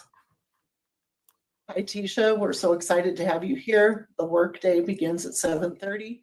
You don't need to bring anything in particular. We will have a sub there tomorrow. I don't think that has she been ever filling claimed in. that she was in the military You'll have an herself, Mama opportunity to Bear. shadow him, but and I meet the do kids, think- as well as get set up with the things you will Well, I need. know because Shelley she said Fuller, it in our the SPED department leader, will interview meet with the you, news tomorrow that as well. See you her soon. daughter was in the military. So And she what was the a next military exchange, mom. that the defendant's telephone I number sent think. to you? Good evening, And what date was that sent? and that date is on the 22nd. Okay, and can you of read, January. great. Can you read the rest of the message? I wanted to ask your guidance about what to do about tomorrow. I had scheduled that interview at the district office before getting hired. I understand they probably have someone someone in mind, but I don't want to burn any bridges and would like to at least let them know my interest in eventually moving up later, or even if it's a year or so.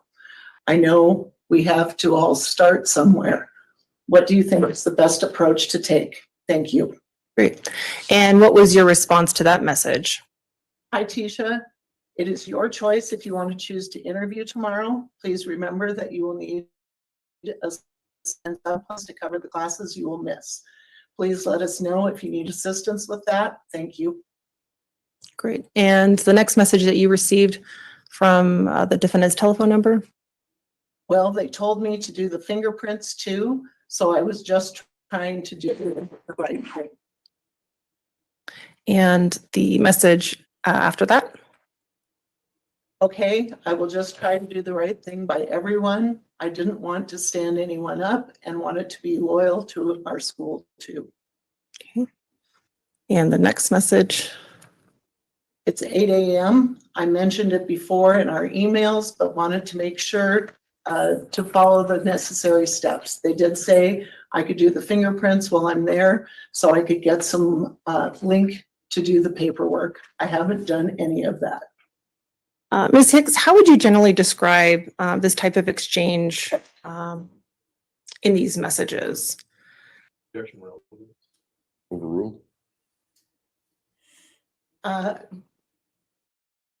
Yes, Punksy, Samara. I That's what would she looks. be typical of somebody who might be, who's just a new employee. Okay. Conscientious, would that? Conscientious and wanting to do the, making sure that she's putting herself in her best job. All right. Her best At job some is point- not working with children. Was there arrangements made for her to shadow somebody at the school and be present? Yes. Okay. And do you recall the last time you saw the defendant in person? The last time I saw her in person was that Friday morning of the 25th. And how would you generally describe her demeanor? She was at work and working and meeting the kids. She was running a class. And it's a little tricky, but would Friday the 24th sound more accurate? Oh, yes. Okay. So Friday, January 24th, her demeanor was appropriate? Yes. Okay. Did she ask to be referred to by any other names? No. Did she appear to you, based on your work? Yes, Mama Bear, and with being her around tongue. teachers and hiring, did she appear to be going through any sort of mental health crisis? No. Okay. Subsequent to seeing her on Friday, January 24th, what was the next contact that you had with her, either in person or through other form? I received a text message from her on Monday, 27th. All right. And if we could move to Monday morning, January 27th, through the messages. You should appear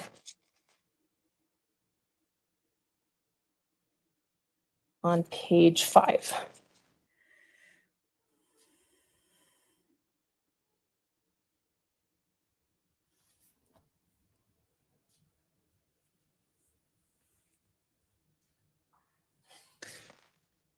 What time was the message from the defendant's phone sent to your phone on January 27th of 2020? 3 a.m. Okay. Did you read it at 3 a.m.? No. What were you doing? Okay. Sleeping, What did the message say? not being a vampire. I'm sorry for the time of night message, but my stepfather passed away. Someone hit him with a car while he was walking. I can update you at a later time. All right. Subsequent message that your phone received, what was that message? The message, Was it the same? Was it different? the same message, Okay. What time was that message? 4:37 a.m. Okay. So it's exactly the same as the message that was sent at 3 a.m. from the defendant's phone?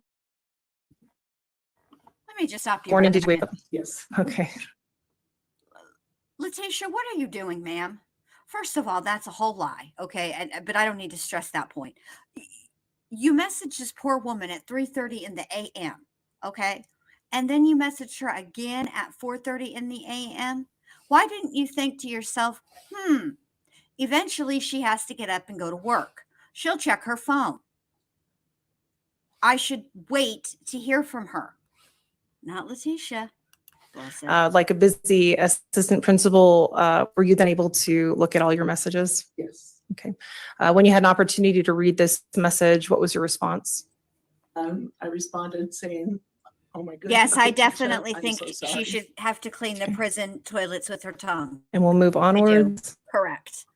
I said what I What else see. did you say? And then shall we try to find a sub for you today? Okay. And about what time is this based on the timestamps we see here? 5:50 a.m. Okay. Subsequent response by the defendant's telephone number. We'll move up. But I'll say this about those text messages. I suspect whatever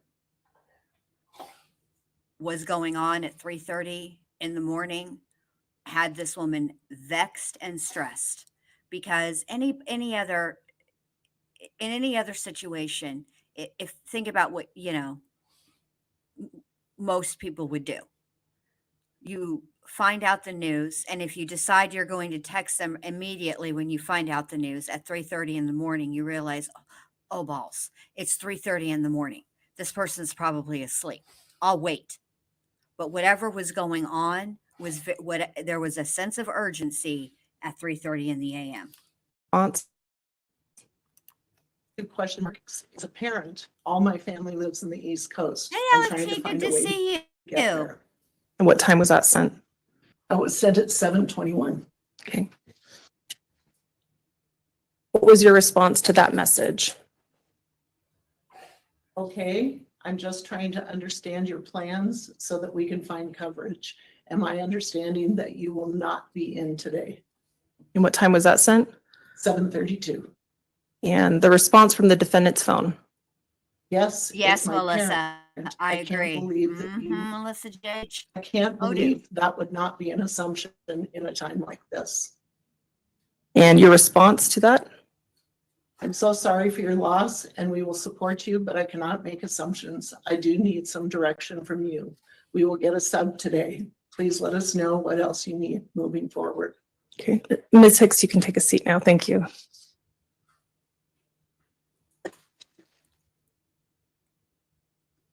In the text message exchange that occurred on January 27th that morning, how would you describe the tone of that exchange? Angry. Piece. In terms of candidates, and now a hired candidate contacting you, was your phone number provided for this type of emergency? Could you repeat the question? When there is an emergency, as far as whether or not somebody can be at work, what's the procedure? What is that person supposed to do? Typically, they might contact their supervisor and let them know what's happening. We do have a system to get a substitute, but she wouldn't have gone through that training as yet. So instead of going through that process because she hadn't received that training, what other avenue would she have had to inform you of an emergency? To contact me as her supervisor through either phone or email. Okay. Had you had their contact with the defendant after that last exchange we saw in No. People's 207? No.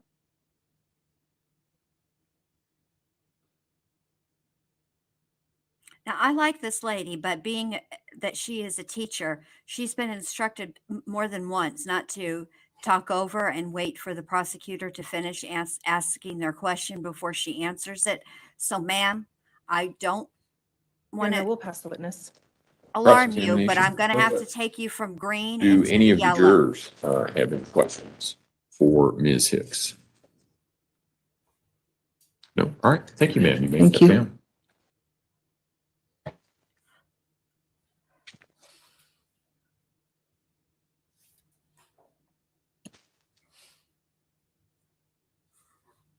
Council approach, please.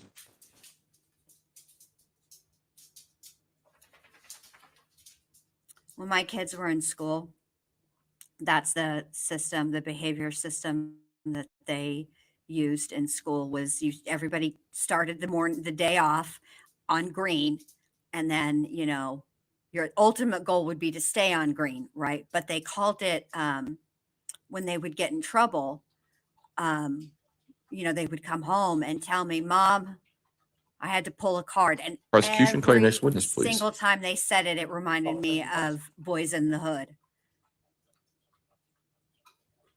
All right, sir, if you would step forward and raise your right hand, Straight out of please. Compton. Do you swear affirm the testimony about to give in this matter will be the truth, the whole truth, and Oh, nothing no, but no, the no, truth? no. I do. Go ahead and have a seat in the witness stand. Please It watch reminds your step. as me of you step into and the WA boys in the distract. Your Honor, and just for Kevin Clark, one of probably several times in this case.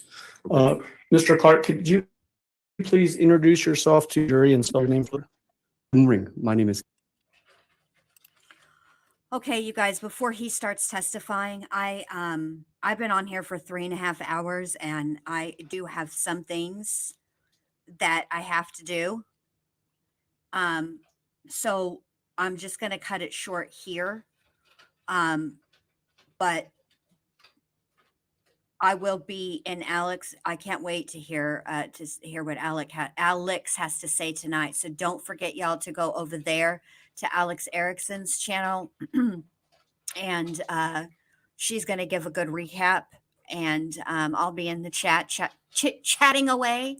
But I got to get off of here. But I got check marks, Mama Bear. That's how I got it. That's how we were in trouble.